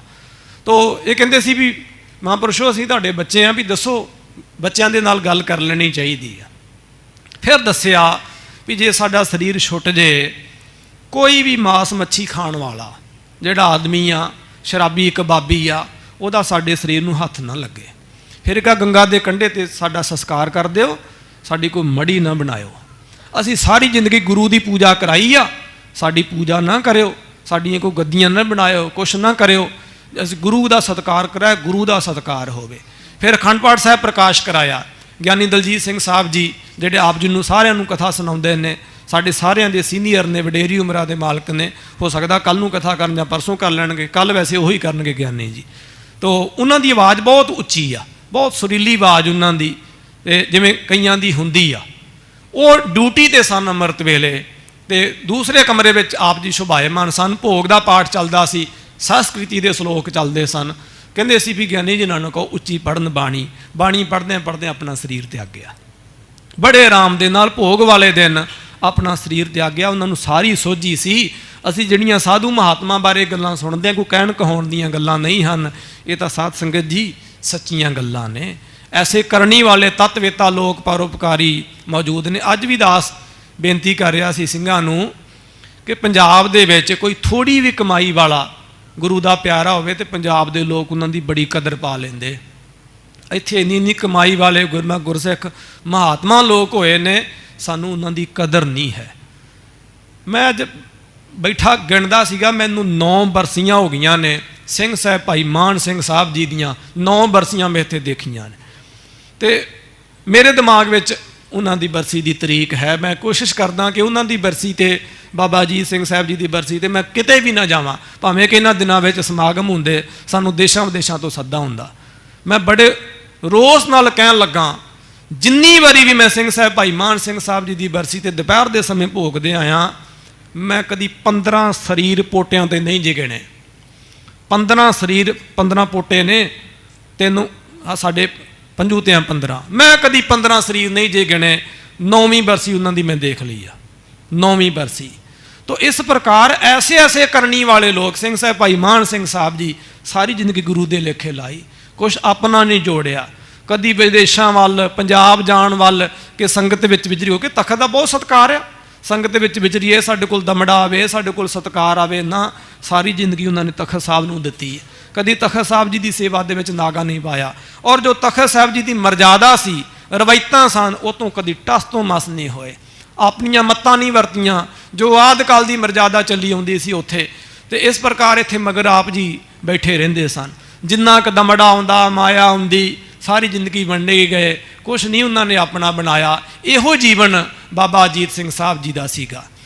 ਔਰ ਜਿਹੜਾ ਇਹ ਬਿਹਾਰ ਪ੍ਰਾਂਤ ਆ, ਇਹ ਜੁਝਾਰੂ ਔਰ ਬੇਪਰਵਾਹ ਤੇ ਲੜਾਕੂ ਲੋਕਾਂ ਦਾ ਇਹ ਪ੍ਰਾਂਤ ਹੈ। ਵੱਡੇ ਵੱਡੇ ਰਾਜੇ ਮਹਾਰਾਜੇ ਲੋਕ ਜਿਹੜੇ ਸਨਗੇ, ਸੋ ਦੁਨੀਆ ਤੇ ਕਬਜ਼ਾ ਕਰਨ ਵਾਲੇ, ਉਹ ਪੰਜਾਬ ਤੇ ਬਿਹਾਰ ਵਿੱਚ ਕਬਜ਼ਾ ਨਹੀਂ ਕਰ ਸਕੇ। ਇਹ ਗੱਲ ਬੜੀ ਅਜੀਬ ਤੇ ਬੜੀ ਰਹੱਸਮਈ ਆ। ਇਹ ਕਿਸੇ ਦੀ ਪਰਵਾਹ ਨਹੀਂ ਕਰਦੇ ਹਨ, ਪੰਜਾਬੀਆਂ ਦੀ ਤਰ੍ਹਾਂ ਕਿਸੇ ਦੀ ਪਰਵਾਹ ਨਹੀਂ ਕਰਦੇ। ਐਸੇ ਸੋ ਜੁਝਾਰੂਆਂ ਤੇ ਲੜਾਕੂਆਂ ਦੇ ਵਿੱਚ ਆਣ ਕੇ ਸਨਮਾਨ ਬਣਾਉਣ ਵਾਲੀ ਸ਼ਖਸੀਅਤ ਬ੍ਰਹਮ ਗਿਆਨੀ ਤੋਂ ਥੱਲੇ ਨਹੀਂ ਜੇ ਹੋ ਸਕਦੀ। ਇਹ ਸੱਚਾਈ ਆ, ਬ੍ਰਹਮ ਗਿਆਨੀ ਤੋਂ ਥੱਲੇ ਨਹੀਂ ਹੋ ਸਕਦੀ। ਔਰ ਇੰਨਾ ਬੈਲੈਂਸ ਸੀਗਾ ਉਹਨਾਂ ਦੇ ਜ਼ਿੰਦਗੀ ਦਾ। ਸਿੰਘ ਸਾਹਿਬ ਭਾਈ ਮਾਨ ਸਿੰਘ ਸਾਹਿਬ ਜੀ ਇੱਥੋਂ ਦੇ ਜੰਪਲ ਸਨ, ਆਪ ਜੀ ਪੰਜਾਬ ਦੇ ਜੰਪਲ ਸਨ। ਕਦੀ ਕੋਈ ਉਹਨਾਂ ਨੇ ਆਪਸ ਵਿੱਚ ਗੱਲਬਾਤ ਨਹੀਂ ਹੋਣ ਦਿੱਤੀ। ਅੰਤਾਂ ਦਾ ਪ੍ਰੇਮ ਸੀਗਾ ਜੀ ਉਹਨਾਂ ਦਾ, ਕਦੀ ਵੀ ਇੱਕ ਦੂਜੇ ਦੀ ਕੋਈ ਗੱਲ ਨਹੀਂ ਸੀ ਮੋੜਦੇ। ਜੇ ਕਿਸੇ ਨੂੰ ਰੱਖਣਾ ਜਾਂ ਕੋਈ ਵੀ ਕਿਸੇ ਪ੍ਰਕਾਰ ਦੀ ਸੇਵਾ ਹੁੰਦੀ, ਇੱਕ ਸੁਨੇਹਾ ਹੀ ਚੱਲ ਜਾਂਦਾ, ਇੱਕ ਸੇਵਾਦਾਰ ਹੀ ਸਿੰਘ ਸਾਹਿਬ ਭਾਈ ਮਾਨ ਸਿੰਘ ਜੀ ਦਾ ਚਲੇ ਜਾਂਦਾ, ਜਾਂ ਬਾਬਾ ਜੀ ਸਿੰਘ ਸਾਹਿਬ ਜੀ ਦਾ ਚਲੇ ਜਾਂਦਾ। ਕਦੀ ਕਦੀ ਕਿਸੇ ਨੇ ਕਿਸੇ ਦਾ ਕੋਈ ਬਚਨ ਨਹੀਂ ਸੀ ਮੋੜਿਆ।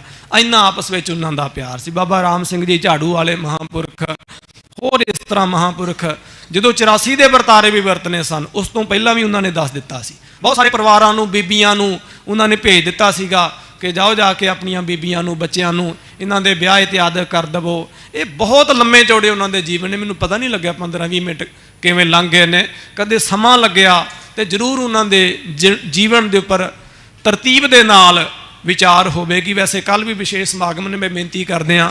ਸੋ ਇੱਥੇ ਜਿਵੇਂ ਸਵੇਰ ਦੇ ਦੀਵਾਨਾਂ ਵਿੱਚ ਕਥਾ ਹੋਵੇਗੀ, ਕੀਰਤਨ ਹੋਵੇਗਾ, ਸੋ ਤਖਤ ਸਾਹਿਬ ਜੀ ਦੇ ਜੋ ਨਿੱਤ ਦੇ ਰੂਟੀਨ ਦੇ ਹਿਸਾਬ ਦੇ ਨਾਲ 8 ਤੋਂ 9 ਕਥਾ ਹੋ ਜਾਵੇਗੀ। ਫਿਰ ਸ਼ਸਤਰਾਂ ਦੇ ਦਰਸ਼ਨ ਹੋ ਜਾਣਗੇ ਤੇ 9:30 ਵਜੇ ਤੱਕ, ਫਿਰ 9:30 ਤੋਂ 10 ਵਜੇ ਤੱਕ ਉੱਪਰ ਦੀਵਾਨ ਸੱਜ ਜਾਣਗੇ ਤੇ 10 ਤੋਂ 11 ਵਜੇ ਤੱਕ ਕਥਾ ਕੀਰਤਨ ਸਾਰੇ ਆਪੋ ਆਪਣੀਆਂ ਹਾਜ਼ਰੀਆਂ 10-10 ਮਿੰਟ ਜੋ ਰਵਾਇਤ ਚੱਲੀ ਹੁੰਦੀ ਉਹਦੇ ਹਿਸਾਬ ਦੇ ਨਾਲ ਲਗਾਉਣਗੇ।